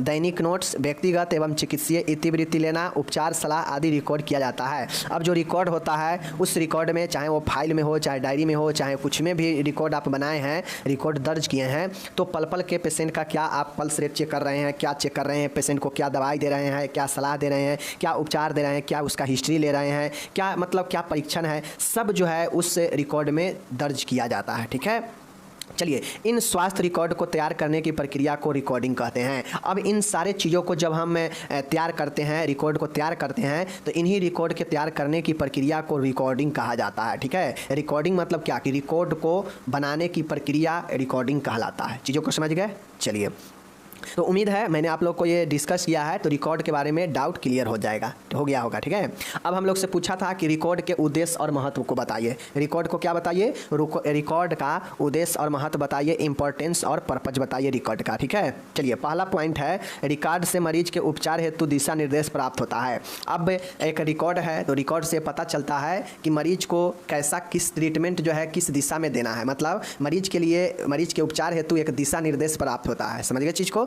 चलिए, रिकॉर्ड से मरीज, नर्स, डॉक्टर एवं अस्पताल को कानूनी सुरक्षा प्राप्त होता है। अब मान गए रिकॉर्ड हम रखे रहेंगे तो हो सकता है पेशेंट का परिजन हम पे कानूनी एक्शन ले ले। अगर पेशेंट उसका डेथ कर गया किसी न किसी कारण से तो हो सकता है पेशेंट का जो रिलेटिव है वो जो है अस्पताल के ऊपर या अस्पताल के कर्मचारी के ऊपर केस दर्ज कर दे कि यह हमारे साथ, पेशेंट के साथ गलत किया है, मृत्यु कर दिया है, इस प्रकार से गलत इल्ज़ाम लगा सकता है। लेकिन एक रिकॉर्ड जो होता है, जो उस पेशेंट का जितना भी ट्रीटमेंट चला है, यह आपको बचा सकता है। आप दिखा सकते हैं जज के सामने में कि देखिए साहब, मैंने ये ट्रीटमेंट दिया है जो कि इस बीमारी में बिल्कुल जेन्युइन है, बिल्कुल सही है। अब पेशेंट का डेथ हो गया तो डेथ होना तो मेरे हाथ में है नहीं, मैंने तो जो भी चीज़ें दिया बिल्कुल सही दिया। यह आपके सामने प्रमाण है, मेरा रिकॉर्ड, जो कि यह मेडिकल हिस्ट्री, जो जो चीज़ें किया गया है इस पेशेंट का, आपके सामने में है। अगर कोई आपको गलत लगता है तो आप बताइए। तो यही चीज़ें जो है कानूनी रूप से मदद करता है। ठीक है, साथ में रिकॉर्ड जो है निदान व उपचार के दृष्टि से महत्वपूर्ण भूमिका भी निभाता है। रिकॉर्ड क्या करता है? निदान में और उपचार में भी महत्वपूर्ण भूमिका निभाता है। रिकॉर्ड मूल आंकड़े प्राप्त करने में मदद करते हैं। रिकॉर्ड के तहत आप किसी का भी एग्जैक्ट जो है डाटा प्राप्त कर सकते हैं। ठीक है, रिकॉर्ड में मरीज को दिए गए उपचार व देखभाल का विस्तृत विवरण होता है। अब जो रिकॉर्ड होता है, जो फाइल तैयार किया जाता है किसी भी पेशेंट का, उसमें डिटेल में सभी चीज़ें, जो भी उपचार और देखभाल दिया गया है वह डिटेल में दिया गया होता है। ठीक है, नेक्स्ट है, रिकॉर्ड से मरीज को दी गई दवाइयाँ तथा चिकित्सक उपचार के परिणामों के बारे में जानकारी मिलता है। अब रिकॉर्ड जो है वह बताता है कि पेशेंट को कौन सा उपचार चला है, कौन सा दवाई दिया गया है और उस दवाई का कौन सा जो है परिणाम क्या रहा है, अच्छा रहा या गलत रहा है। तो रिकॉर्ड से इस चीज़ का भी पता चलता है। ठीक है, रिकॉर्ड से मरीज की दिन प्रतिदिन की सभी जानकारी एकत्रित की जा सकती है। अब जो रिकॉर्ड होता है, एक फाइल बना है पेशेंट के नाम से, तो वह फाइल पेशेंट को दाखिला होने से लेकर और पेशेंट के डिस्चार्ज होने तक उस फाइल में सभी चीज़ें एंट्री होता है। जो जो चीज़ें पेशेंट को दवाई वगैरह या जो भी ट्रीटमेंट वगैरह चलेगा सब उस फाइल में दर्ज होता है। तो ऐसे में पेशेंट का दिन प्रतिदिन क्या सुधार हो रहा है या नहीं हो रहा है, तो इससे भी जानकारी एकत्रित किया जा सकता है। ठीक है, नेक्स्ट है, रिकॉर्ड से नर्सिंग एवं मेडिकल छात्रों को उनको क्लिनिकल अनुभव में सहायता मिलती है। अब एक रिकॉर्ड का महत्व और उद्देश्य ये भी है कि रिकॉर्ड के थ्रू जो भी नर्सिंग और मेडिकल के छात्र हैं उनको एक्सपीरियंस अनुभव मिल सकता है। कैसे? क्योंकि उनके फाइल को देखेंगे, उनको रिकॉर्ड को देखेंगे तो पता चलेगा कि पेशेंट कौन सी बीमारी से ग्रसित था और इसको कौन कौन से जो है दवाई चला हुआ है, कौन कौन से ट्रीटमेंट चला हुआ है, जो एक एक्सपीरियंस के काम करेगा नर्सिंग और मेडिकल स्टूडेंट को। ठीक है, नौमा यहाँ पे देखिएगा, रिकॉर्ड को कानूनी विषयों में एक सबूत की तरह उपयोग किया जा सकता है। अब रिकॉर्ड जो होता है जरूरी पड़ने पर लीगल मैटर, कानूनी विषय के रूप में भी सबूत के रूप में उपयोग किया जा सकता है। ठीक है, एंड आखिरी है 10वां है, देश की स्वास्थ्य संबंधी समस्याओं की भी सारणी भी रिकॉर्ड के द्वारा प्राप्त किया जा सकता है। मतलब देश में कौन कौन से समस्या के लोग सबसे ज़्यादा है, यह रिकॉर्ड से भी पता किया जा सकता है। तो इस प्रकार से रिकॉर्ड के महत्व और उद्देश्य को आप जो है इस 10 पॉइंट में लिखेंगे। बाकी अगर आपके अंदर टैलेंट है, दिमाग लगा सकते हैं तो और सारे पॉइंट जो है लिख सकते हैं कि एक रिकॉर्ड का क्या महत्व और क्या उद्देश्य हो सकता है। महत्व और उद्देश्य लगभग सेम जैसा है, तो आपके लिए कुछ भी लिखेंगे तो यह महत्व और उद्देश्य ही में आएगा। ठीक है, चाहे उपयोग कर लीजिए, बात वही है। ठीक है, महत्व कह लीजिए या उद्देश्य कह लीजिए या उपयोग कह लीजिए, बात वही है। समझ गए चीज़ को? तो अगर आपसे रिकॉर्ड का उपयोग पूछ ले या महत्व पूछ ले या फिर इसका जो है उपयोग, महत्व या फिर इसका कुछ भी उद्देश्य पूछ ले, आप सेम लिखिएगा। 10 पॉइंट मैंने आपको बता दिया, आप चाहें तो इसमें 15 पॉइंट 10 पॉइंट और ऐड कर सकते हैं। समझ गए चीज़ को? चलिए, अब यहाँ पे आपके नीचे यहाँ पे इंग्लिश दिया गया है। इंग्लिश वाले मेरे डियर इंग्लिश में देख लीजिएगा। यह प्रश्न आपका यहाँ पे समाप्त होता है। अब यहाँ पे क्वेश्चंस आते हैं कि रिकॉर्ड लेखन के सिद्धांत क्या है, रिकॉर्ड के प्रकार बताइए। यह क्वेश्चन बहुत पूछता है। कैसे पूछता है कि रिकॉर्ड लिखने का क्या क्या सिद्धांत होनी चाहिए, मतलब रिकॉर्ड लिखते समय जैसे हम फाइल तैयार करेंगे तो हम उस फाइल में कैसे लिखेंगे, किन किन चीज़ों को ध्यान में रखेंगे बातों को रिकॉर्ड लिखते समय, यही रिकॉर्ड लेखन का सिद्धांत हो जाता है। और उसके बाद हम लोग का इसका प्रकार भी बताना है कि रिकॉर्ड के कितने प्रकार होते हैं। ठीक है, चलिए अब देखिए, रिकॉर्ड लिखने का सिद्धांत निम्नलिखित हो सकते हैं। बहुत सारे सिद्धांत जो है रिकॉर्ड लेखन के होते हैं। पहला देखिएगा, रिकॉर्ड लिखते समय उपयोग की गई सभी प्रविष्टियाँ शुद्ध व स्पष्ट होनी चाहिए। आप एक किसी पेशेंट के फाइल में आप कुछ भी लिखते हैं, मीन्स वह एक रिकॉर्ड के रूप में दर्ज हो रहा है, एक लिखित के रूप में दर्ज हो रहा है, जो एक रिकॉर्ड भी बन रहा है। तो ऐसे में आप उसमें कुछ भी लिखेंगे, कुछ भी उसमें प्रविष्ट करते हैं, तो वह बिल्कुल शुद्ध व स्पष्ट होनी चाहिए। ठीक है। नेक्स्ट है, रिकॉर्ड लिखने वाले व्यक्ति चिकित्सक या नर्स द्वारा हस्ताक्षरित होनी चाहिए। अब आप जो भी रिकॉर्ड लिखने वाले व्यक्ति होते हैं, चाहे वह डॉक्टर हो या नर्स हो, यह जो है व्यक्ति के द्वारा हस्ताक्षरित होनी चाहिए। मतलब जो भी जो है डॉक्टर या नर्स जो भी रिकॉर्ड लिखते हो, तो वह अपना वहाँ पे साइन जरूर करे, क्योंकि शिफ्ट के हिसाब से जो है स्टाफ का परिवर्तन होते रहता है। तो कौन स्टाफ कब क्या दिया है, यह साइन रहेगा तब ना पता चलेगा, या कोई गलत करेगा तो साइन रहेगा तब ना पकड़ा जाएगा। तो इसलिए रिकॉर्ड लिखने वाला व्यक्ति का हस्ताक्षरित होना जरूरी होता है, और वह व्यक्ति डॉक्टर हो या नर्स हो। ठीक है। तीसरा है, रिकॉर्ड में लिखी प्रविष्टियाँ त्रुटि रहित होनी चाहिए। अब रिकॉर्ड में जो भी चीज़ लिखा जाएगा या जो भी चीज़ लिखी होनी चाहिए, वह त्रुटि रहित मतलब गलत नहीं होनी चाहिए। समझ गए।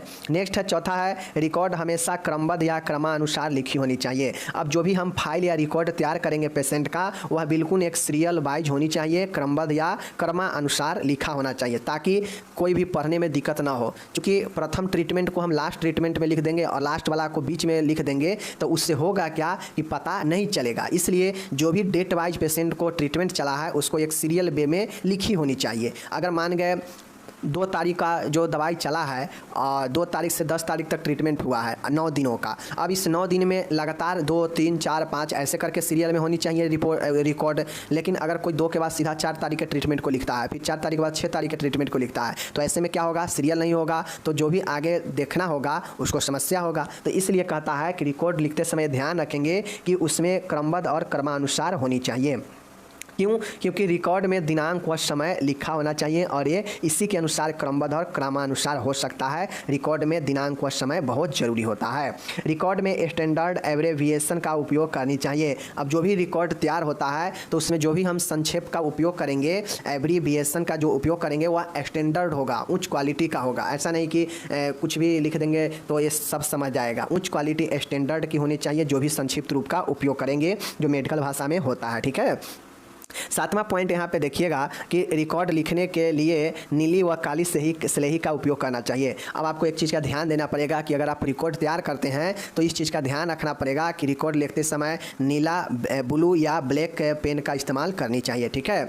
रिकॉर्ड लिखते समय बीच बीच में खाली जगह नहीं छोड़नी चाहिए। अब जो जैसे समझिए, यह एक हमारा रजिस्टर है। ठीक है। इसमें हम मान गए डेली 20 पेशेंट को देखें, तो इसमें 20 पेशेंट का डिटेल होगा। तो नंबर 1 होगा, नंबर 2 होगा, नंबर 3 होगा, नंबर 4 होगा, तो ऊपर में डेट और टाइम लिखा होगा। ठीक है। अब इसमें 20 पेशेंट है, तो 20 पेशेंट को हम एंट्री करेंगे। तो ऐसा नहीं है कि एक नंबर के बाद जो है 4 लाइन छोड़ दिए और दूसरा लाइन फिर 4 लाइन के बाद शुरू किए, फिर 5 लाइन छोड़ दिए और फिर तीसरा शुरू किए। इससे होता यह है कि रिकॉर्ड आपका सुव्यवस्थित नहीं होगा, अच्छा नहीं लगेगा दिखने में। ठीक है।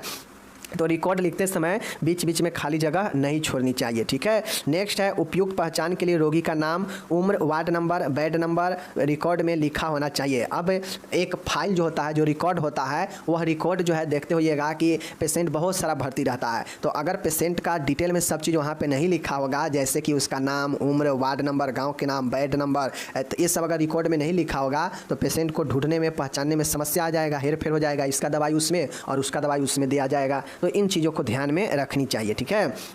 एंड आखिरी देखिएगा, रिकॉर्ड विश्वसनीय और यथार्थ होनी चाहिए। और रिकॉर्ड जो होनी चाहिए वह बिल्कुल विश्वसनीय और यथार्थ होनी चाहिए, ताकि रिकॉर्ड का वैल्यू जो है बढ़ सके और रिकॉर्ड वैल्यूएबल हो सके। रिकॉर्ड अगर विश्वसनीय नहीं रहेगा तो उससे सभी बहुत लोगों को समस्या होगा। ठीक है। और यह विश्वसनीयता पर सवाल उठाएगा। इसलिए रिकॉर्ड हमेशा विश्वसनीय और यथार्थ होनी चाहिए। तो यहाँ पे 10 पॉइंट आपको बताया गया है न, जो है रिकॉर्ड लिखने का सिद्धांत।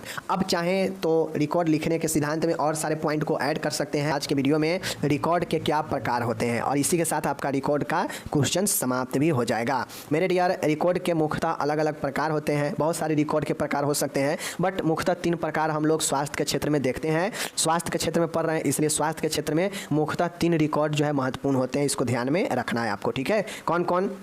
पहला है पेशेंट रिकॉर्ड, मरीज रिकॉर्ड। दूसरा देखिएगा nursing service record. Nursing service record का मतलब है कि नर्स के द्वारा किए गए सेवा का रिकॉर्ड होता है, नर्सिंग सर्विस रिकॉर्ड।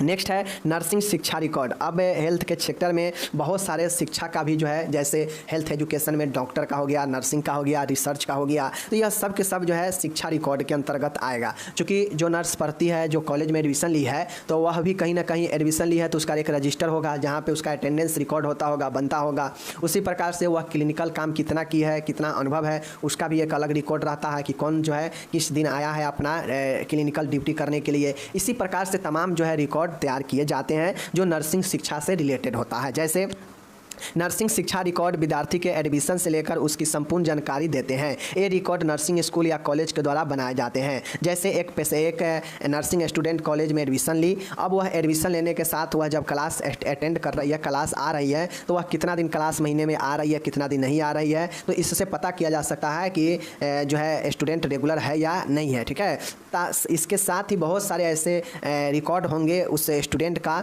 जो उसके स्टूडेंट को दाखिले होने से लेकर जो है उसको शुरू होता है ये चीज़ें, जहाँ पे उससे जो है क्या बोलते हैं स्टूडेंट से रिलेटेड हर एक डाटा कॉलेज के पास होता है। ठीक है, अब आप लोग देखते होइएगा, आप लोग जीएनए में एडमिशन लिए हैं तो आप लोग का डाटा कॉलेज के पास है, चाहे आपका नाम हो, पिता के नाम हो, आपका एड्रेस हो, आपका डॉक्यूमेंट हो, आपके एक फाइल बना के कॉलेज अपने पास रखी रहती है। क्यों? क्योंकि आप जो है पैसा कितना दिए हैं कॉलेज को, नहीं दिए हैं, ठीक है, आपने डॉक्यूमेंट जमा किया है या नहीं किया है, सब रिकॉर्ड जो है कॉलेज के पास आपका रहता है। तो छात्र भर्ती रिकॉर्ड, जैसे ही एक स्टूडेंट कॉलेज में एडमिशन लेगा तो आप लोग को मैं बता दूं एक रजिस्टर कॉलेज के पास ऐसा भी रहता है जिसमें सिर्फ और सिर्फ एडमिशन लिए हुए स्टूडेंट का विवरण होता है। तो यह भी एक रिकॉर्ड ही हो जाता है जिसमें सारे एडमिशन भर्ती वाले जो भी स्टूडेंट होते हैं सबका एडमिशन वाला रजिस्टर रिकॉर्ड होता है। ठीक है, तो यह एक हो जाता है। दूसरा होता है उपस्थिति रिकॉर्ड। अब एक नर्सिंग एजुकेशन से रिलेटेड जो रिकॉर्ड होगा, मान गए एक स्टूडेंट अब स्कूल में भर्ती ले लिया, एडमिशन हो गया, तो एक अलग रजिस्टर बनता है जहाँ पे सभी स्टूडेंट का क्या होता है अटेंडेंस बनता है उसके रजिस्टर पर जो कि क्लास में बनते हैं। तो यह उपस्थिति रिकॉर्ड होते हैं, समझ गए चीज़ को। नेक्स्ट होता है मूल्यांकन रिकॉर्ड। अब एक ऐसा रजिस्टर तैयार होता है कॉलेज के द्वारा ही जिसमें सारे स्टूडेंट का एवेल्युएशन रिकॉर्ड होता है, मूल्यांकन रिकॉर्ड होता है कि कौन सा स्टूडेंट का परफॉर्मेंस कैसा है। ठीक है, तो यह मूल्यांकन रिकॉर्ड होता है। एक छुट्टी रिकॉर्ड होता है। छुट्टी रिकॉर्ड का मतलब है कि कौन सा स्टूडेंट जो है वह कितना छुट्टी ले रहा है साल में, इसका रिकॉर्ड दर्ज करना होता है लीव रिकॉर्ड में, छुट्टी रिकॉर्ड में। ठीक है, एंड नेक्स्ट है यहाँ पे देखिएगा आप लोग, नेक्स्ट है छात्र स्वास्थ्य रिकॉर्ड। अब एक ऐसा रिकॉर्ड तैयार किया जाता है कॉलेज के द्वारा जो छात्र के स्टूडेंट के हेल्थ से रिलेटेड रिकॉर्ड होते हैं जिसमें उसके हेल्थ के बारे में विवरणी होता है। ठीक है, नेक्स्ट है क्यूमुलेटिव रिकॉर्ड। एक ऐसा रिकॉर्ड जो क्यूमुलेटिव रिकॉर्ड होता है और एक ऐसा रिकॉर्ड जो क्लिनिकल रिकॉर्ड होता है जिसमें कौन सा पेशेंट कितना ज़्यादा प्रैक्टिस किया है क्लिनिकल फीचर्स में जाकर यह पता चलता है इस रिकॉर्ड के अंतर्गत। तो एक नर्सिंग शिक्षा रिकॉर्ड जो है इन सारे रिकॉर्ड को जो है रखता है, जैसे उसको एडमिशन वाला रिकॉर्ड, उसके अटेंडेंस वाला रिकॉर्ड, उसके क्लिनिकल फीचर्स मतलब क्लिनिकल रिकॉर्ड, उसके क्यूम्यूलेटिंग रिकॉर्ड, उसके स्वास्थ्य का रिकॉर्ड, ये सारे रिकॉर्ड एक कॉलेज के पास होता है और यह रिकॉर्ड नर्सिंग शिक्षा रिकॉर्ड बताता है। तो मैंने आपको ये 3 तरीके के रिकॉर्ड बता दिया।